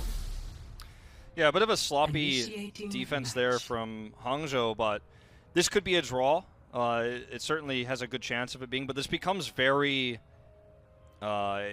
knife's edge for A, because any tick gained for the first team that attacks becomes so terrifying, because it is difficult to take A on Paris with such a limited time bank, fighting ultless.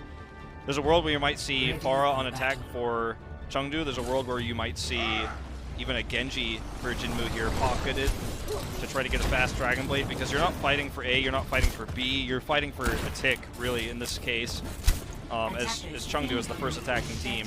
If you can get a tick and then play that same slow Pharah style and just beat Hangzhou in that game and get that full hold with only a minute 13, I think that's really your objective, is just to get a single tick. You're not playing for the draw, you're playing for the win. You don't want that map 5. Yep.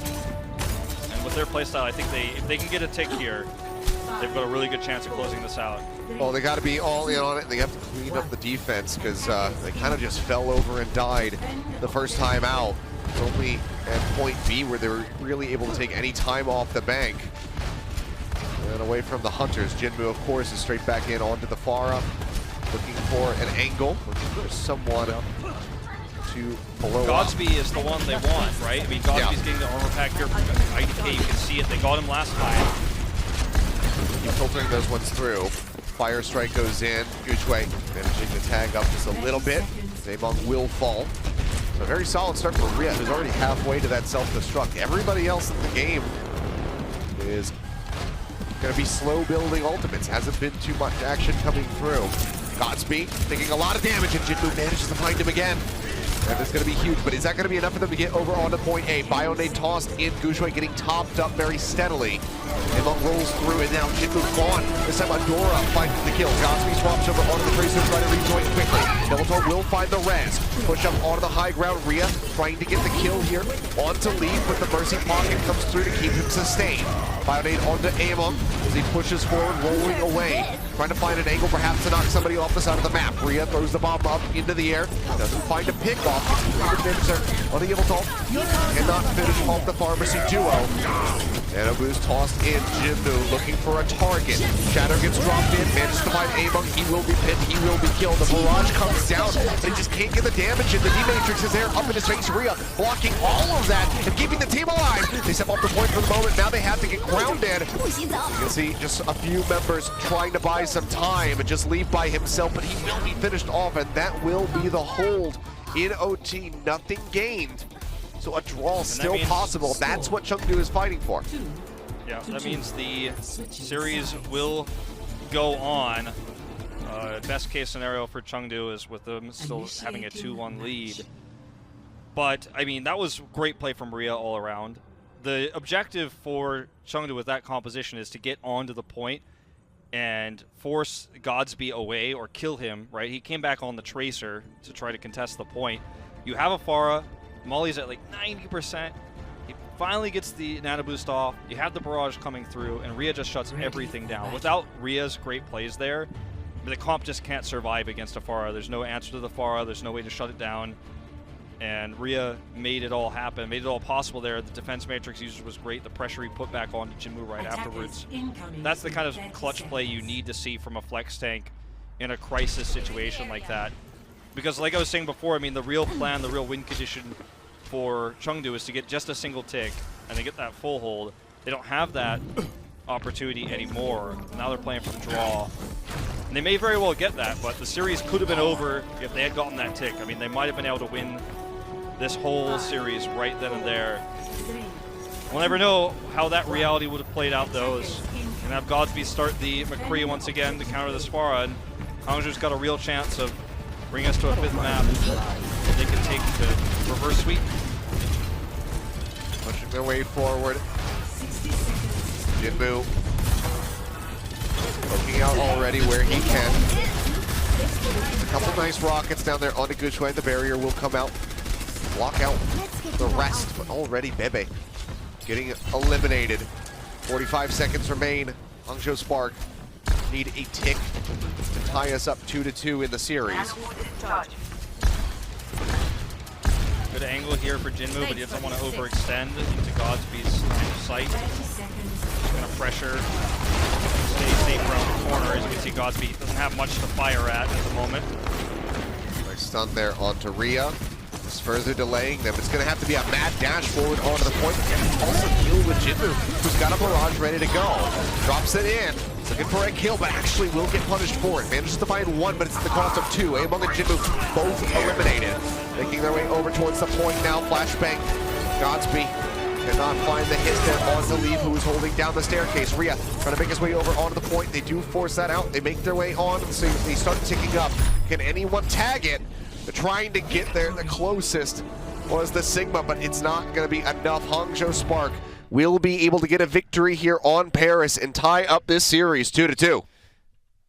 Game 5, the deciding map will be after this, but I mean, that was about as close to a stalemate as you get in Overwatch, and I'm not talking about the draw scenario, but in terms of the fact that at that moment, Godsby couldn't move forward, Jinmu couldn't poke around the corner, shouldn't have committed the barrage, should have waited, and he got greedy. He got overextended. He decided to commit to the barrage. That gave the option, or they gave the opportunity to Hangzhou Spark to actually take the map, whereas he could have stayed back, he could have played for that draw. It almost felt like Hangzhou was conceding the point, saying, all right, well, this is a draw, there's just no way.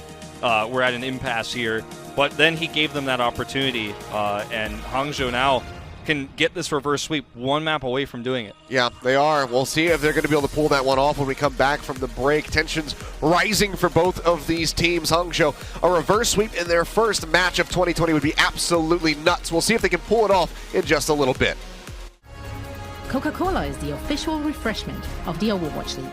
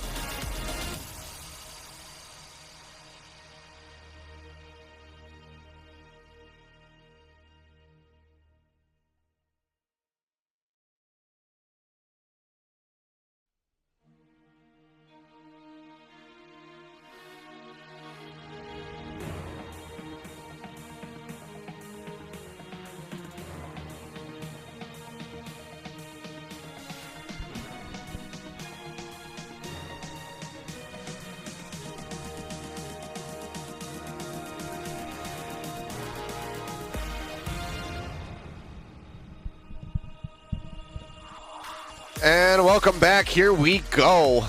F5 on our hands. Hangzhou Spark trying to pull off a reverse sweep. We're able to get the victory on Paris.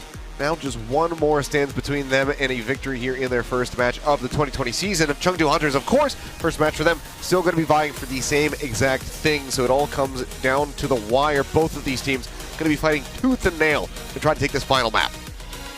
It's all down to this. I mean, absolutely a nail-biter of a series.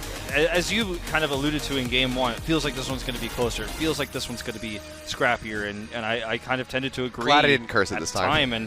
And you know, you didn't jinx it this time. It ended up coming true, and we're back to Control. We're going into Oasis as our next map. So this is a map where, I mean, anything is possible. You could still run the Pharah here. You can run Dive here. You can even run the May Orisa double shield. You can run the Reaper. Symmetra is possible, a little bit tougher to pull off right now with the hit scan players we do have in play. But I think we're going to see variations of comps. I don't think it's just going to be the Jinmu Pharah show versus Godspeed trying his best, which is what the last two maps kind of devolved into. But I mean, look, we saw so much variation throughout today, or tonight, this morning, whatever way you put it, wherever you are in the world, in compositions, and this is what hero pools are supposed to do, and it's good to see it in practice working out really well. Yeah, it's definitely it's shaking things up quite a bit. We're still seeing some fantastic performances. We're seeing a lot of variation. So so far, I'm liking it. I think that obviously, like a lot of people, seeing May removed for a week would also be pretty cool. But we'll get there eventually. But even with the May, it hasn't been. I feel like the May tonight, especially with these Chinese teams, hasn't been super impressive. I feel like it's been a little bit more backseated. Yeah, it's been manageable. It's been a little bit more backseated compared to the accompanying DPS that we've been seeing. So that's a positive step forward for me. But, as far as personal opinions are concerned. But, yeah, final map, Oasis, as you said, to decide it all and see who is going to be walking away with a win in their first match of 2020. And that's right. This is a first step. It's a big first step because there are many more matches to be played. These guys are going to have pretty rapid schedules just given the entire global situation, and having to do things remotely means that it's going to be some series in quick succession. So having victories early on can be very good, not just for standings in the league, but also for your mental state and making sure that the players are remaining positive and able to perform at the top level. So here we go. Jump in. Here we go. So Garden. I mean, look at this already. Dive coming out here for the Chengdu Hunters. Jinmu leave on the Genji Pharah. We had some subs. Sasan on D.Va, interestingly, over Rhea. Okay. And Bazzi's in on the May. We'll talk more about that as this three-round series potentially develops. There's a lot to talk about in terms of these swaps. That there is. Pushing it forward here on the point. It's going to be unlocked. Bazzi already finding the first kill. The fight is Leaf will be taken down by an icicle to the skull. So Hangzhou will withdraw first blood, able to go ahead and get this point first.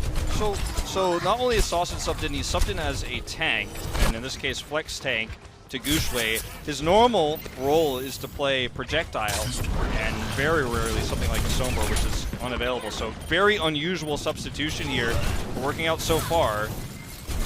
They're changing things up, adding some dynamic flexibility here for the squad. See how. I mean, he can't play DPS. I mean, he's subbed in as a tank, so he won't. It's not like before 2-2-2 lock where he would be able to play D.Va potentially for something like this, then play triple DPS later. So very unusual choice here, but I mean, Rhea was playing a bit too aggressively at times, so perhaps they decided this is a safer option. Maywall coming through.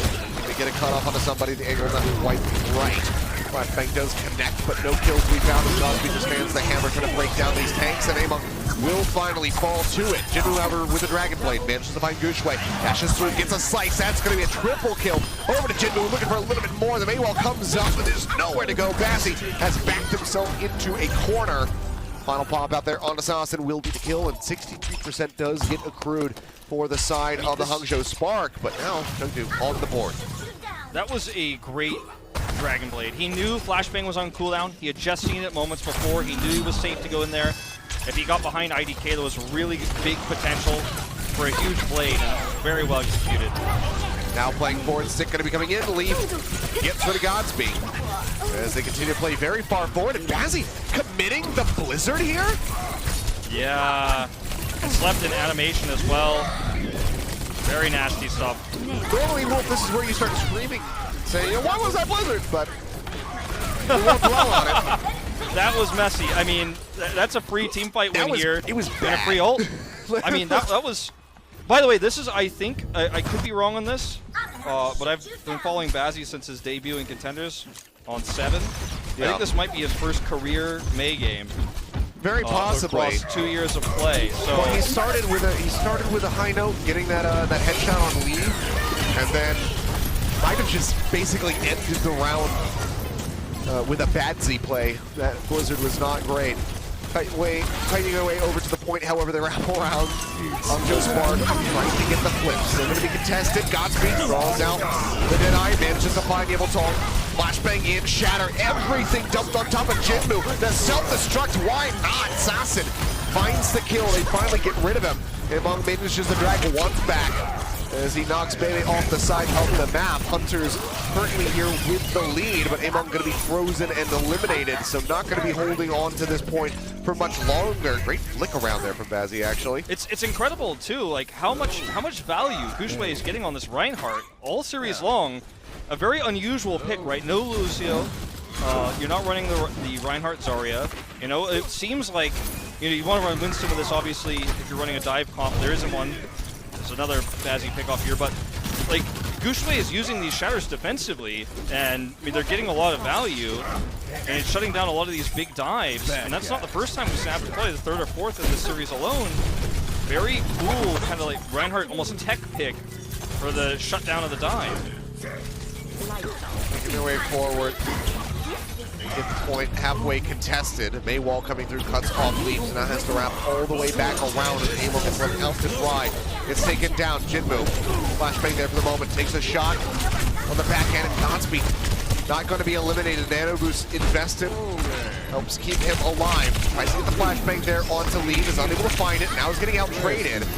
Has the support, however, from IDK. They get the kill, the headshot goes in. Bomb up over the top, will land on the high ground, which means that Elsa is going to be unable to find any kill. Shadow drop in from Gushue. He finds any stuns, but either way, the fight is very much going the way of the Hangzhou Spark. Hunters need to do something desperately to try to turn this one around. Amon rolls his way back through. Has the nano boost, but the double tap is there from Godspeed. The headshot into the body shot finishes off Jinmu. 100 to 88%. Hangzhou Spark, they find the first round. 0-1. Wow. And this is with Sashin, a Pharah specialist, Ready for battle. you know, occasional Genji player, occasionally Sombra, back in the Sombra DPS meta that we had in 2018. Mostly a projectile boy. And he has played a little bit of Zarya in his career as well. Very little. But yeah, he's a DPS player who's subbed into this role, and he looks comfortable. And I like the decision to run him over Rhea, given how aggressively Rhea has been playing. His flanks have been a little bit questionable at times. His Sigma flanks especially cost them a lot in this series. So, you know, an uncharacteristically poor performance from Rhea at times, you know, might warrant this swap, but breath of fresh air in Game 5, taking a massive risk, and it's paying off. Bazzi as well here in on the May, not what you expect to see, but Hangzhou's got more tricks up their sleeves than what we expected. Extremely late swap from Yabletal. Moving over onto the Ana. Seems like they wanted to do a bit of a scouting report to decide what that second support was going to be. So it does arrive a little bit later, but doesn't get cut off, so not too bad. Gushue, however, everybody just piling in on top of him. Discord Orbs making it very quick work of the enemy Reinhardt. So Very first cool, lockdown is here. Very cool dash resets there from Jinmu as well, off of the kill there. Getting him some extra ult percentage, almost halfway to that Dragon Blade. The Veltal swap to Ana for the double flex is going to give them a nano blade they'd like to use defensively here. If they win this next fight, they're in a great position to bring this to a third round. they'll have that ult advantage almost permanently here. Jinmu still playing up on the flank, trying to get that Dragon Blade ready to roll. Driving behind a little bit. Bionate connects onto 3. Pile driver coming through, freezes out. And Amon in a pretty rough spot. Should go ahead and roll his way out to safety. Slow and steady on the healing for him. Actually, you know, fast now is Somali will go ahead and pop that Transcendence. Keep everybody top up. Blizzard's going to be locked in by Bazzi. Trying to get a lockdown here over onto the side. Jinmu goes through, manages to get 2 kills with a dash reset, swipes his way to a 3rd onto IDK. Gets up 4th as Bazzi will fall. And now he's running out into traffic. Goes off the side of the map. I mean, I am... That's going to be a pause. Unsurprising. I was going to say, wait a second now. I don't know what to say about that, but about the traffic, and I don't know what's going on with the pause. We'll get an update probably soon, but I was going to say it's crazy how much value Jinmu gets out of these blades when there's so much CC on the other side. Between, I mean, just looking at my screen right now, I was thinking about it. We've got the flashbang, you've got the Reinhardt pin, okay, but then more realistically, you have Sleep Dart, you have the bash, and he just gets through. And I think the cool thing about how he's doing is he gets nanoed early. He does the dash that you normally do with a Dragon Blade, that he waits for a moment. And sometimes the shield bash misses in that moment. He comes in and cleans everybody up. It's kind of cool to see. He's playing a bit of a tricky Genji. He's going to swap to Doom. Yeah, so he's on the Doom. Who knows what happened with the traffic there. Yeah, so it seems like we are good to going back in. So taking a closer look now, Jinmu wrapping around the side of the point, going for a bit of a flank angle. It's the uppercut in onto Guchue. Seismic Slam does connect, but he's got the mini pack to try and stay alive. Not taking the punch aggressively. 99% here for the Chengdu Hunters. Self-destruct going to be coming out from Elsa, looking for a pick as Amon gets hit by that Bionade, but he still manages to stay alive and actually takes down IDK. Bazzi now going to be eliminated, losing out on his own Doom Fist. OT starting to trickle away. They pushing forward. Gets the Pulse Bomb ready to go. Sees the D-Matrix used. Does he burn it to try and get rid of the D.Va? Seems like they have that one handled. They uppercut him off the map. And that will be 1-1 in rounds now on Oasis. One final round to decide this series. Our 6th round of control in this series as well. It's the scrappy fights, 100-0, Chengdu wins. The slow fights, the ult economy war, Hangzhou wins. And, you know, if that trend continues here, if we play a more dive style going into this final round, Chengdu might be able to steal that win away. They were so close to it on Paris. Lost control, now we're in that 5th map. I gotta say, I mean, Hangzhou needs to win this first fight if they're going to run this comp again with Godsby on the McCree, you got Bazzi on the Mei. They're not running dive, because if they have to swap to dive and they're behind on ults and they're fighting against Chengdu, who's so excellent at Dragon Blading, so excellent at these scrappy, ultless fights even, that's a big problem. This fight, they need to win. Yeah. It's constantly going to be mid and close range though, so that could be very powerful for Godsby, as they say that though. Bio connects onto 3, and he is the first one to fall. IDK also clipped by that. Does get taken down. Now both supports gone. Jinmu is already at 56% of a Dragon Blade in one fight. The point hasn't even been taken yet. This guy. I mean, they give him all the dash resets. I mean, that's the thing. First of all, this is on Sasha. He should have eaten that bio grenade. He should have been facing where Veltal was. I'd have to see a replay to see if it was a tricky flank angle, but it didn't look like it to me. And now, I mean, Veltal's going to have a nano blade ready in just a second. Jinmu pushing forward again. See the Hunters looking for that near spawn camp that we saw from them just minutes ago on Garden. Trying to fight them in the rear, but jump into the back. Pile driver comes through. Amon has been nano boosted, and the minefield is laid down. Godspeed taken out again by a Bionade. It's Guchue. You'll be able to find one. Pulse Bomb going to be eaten. Saxon on their way back into this game slowly, yet surely, as best as they possibly can. Baby got knocked back into the minefield and does get eliminated, but Amon dies in the back end of the fight, as does Leave. Lob in on the Blizzard. They knew that Elsa wasn't in position. The Transcendence, however, comes through.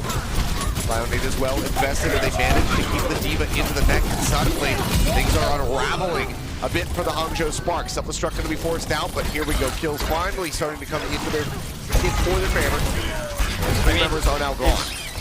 It's a lot of delay coming through here, though, for Among. Yes. They're going to get up to, looks like, about 68, 69. That's pretty nice for Chengdu Hunters here. But I got to say, it sounds weird to think of it as an ult like this, but usually doesn't have a shatter for the Dragon Blade. That's been their most consistent way of shutting those down so far. Yeah. IDK, will he get the bash this time, and see if Jinmu waits as well, because he's had that unique style where he hangs on after the nano comes through, he waits for a moment, then goes through, and we'll see if this time he can get shut down. Nano Blade is out. Gets moved back there for the moment with the Discord Orb onto Gujue. Turns him into mincemeat. Cuts him down. Self-destruct. Coming out now from Saracen, buys himself enough space to get his way back into the mech, and Elsa actually gets popped and finished off by IDK. Shots coming through. Among out of nowhere. Gets rid of Godsby, and Season needs yet another pulse bomb, too, in this round alone, denying Lee that major burst of damage that can completely swing fights on their heads. This is insane. Leave is getting so much value on the Tracer as well in this scrappy fight. They need to flip it soon, though, or this doesn't matter. Doing what they can. They keep stepping off the point. There were very few people contesting it. This actually could have been back in control of Chengdu if they had just stayed on there for half a second longer. Instead, it's going to be Hangzhou taking a lead. Sleep Dart in. Among hits the ground. They're trying to peel for him. He pops the shield. Sleep Dart connects on the Godspeed. The Transcendence is now out. Somali will keep him alive for a little bit longer, but Among instantly gets frozen now as a Blizzard gets used solo onto him. Double Toll as well drops off the high ground, lands, gets frozen up, and gets finished off. Gets rid of one as Godspeed will be eliminated. 84% now built up for the Hangzhou Spark. Elsa has something struck as a pulse bomb. There's nearly a Dragon Blade, but they're going to have to dump all of it to try to get this flip. Not getting that flip actually might cost them this series. It really They don't have a great fight here. They don't have a nano boost for the blade. They've got one more shot at this. Needs to be the biggest Jinmu blade. Needs to be player of the match blade right now. If they can keep him protected, then this could be it. Pulse bomb, not player of the match, but potential there. Leave does not find the stick, does not get anything. Jinmu finds one, gets the baby Diva. He's looking for a little bit more. Bebe gonna be taken down before he can get in range. We'll just go ahead and pick up the mini pack. The flip comes through as Amon falls, but now we've got two ultimates available. Shatter being used, bomb available now for Sasha as he tries to rejoin in with the rest of the squad. 78% on the board for the Chengdu Hunters. Elsa forced to use the self-destruct. The Maywell comes up, blocks that one out. Elsa tries to make it back, but Godsby cuts him down. Pulse pistols right into the back of the dome. The pulse bomb goes straight on the Yamato. They cut him out of the fight, absolutely deleted. And that might just be it. 91% could be the end of the line for the Chengdu Hunters. Someone's got to touch. Molly was the closest one, but he is dead, and that will be it. Hangzhou Spark, they pull it off the reverse sweep in their first series of 2020. Excellent, excellent series we just witnessed. What a phenomenal 5 maps. And I mean, I have to say, I think that we'll have to go back and watch the tape. We'll have to go back one day and take a deeper and closer look at what happened when they were at like 99.999% of a retake there, and either someone last minute contested or they didn't get the capture there. Yeah. Because when they all stepped off the point, that gave Hangzhou the 99 they needed to then obviously go for better ult economy fights, play their own style, play those defensive shatters. But that was a really close final round that could have gone either way. Yeah. Godsby comes up clutch in the end. And for me, it's a tough call as to who ends up getting player of the match here. Yeah. I think I'm leaning towards Bebe. He had so many incredible saves in terms of saving himself, saving his counterpart IDK on the Brig. Godsby had his moments. He had his weak moments though as well. It's tough to call though. What do you think?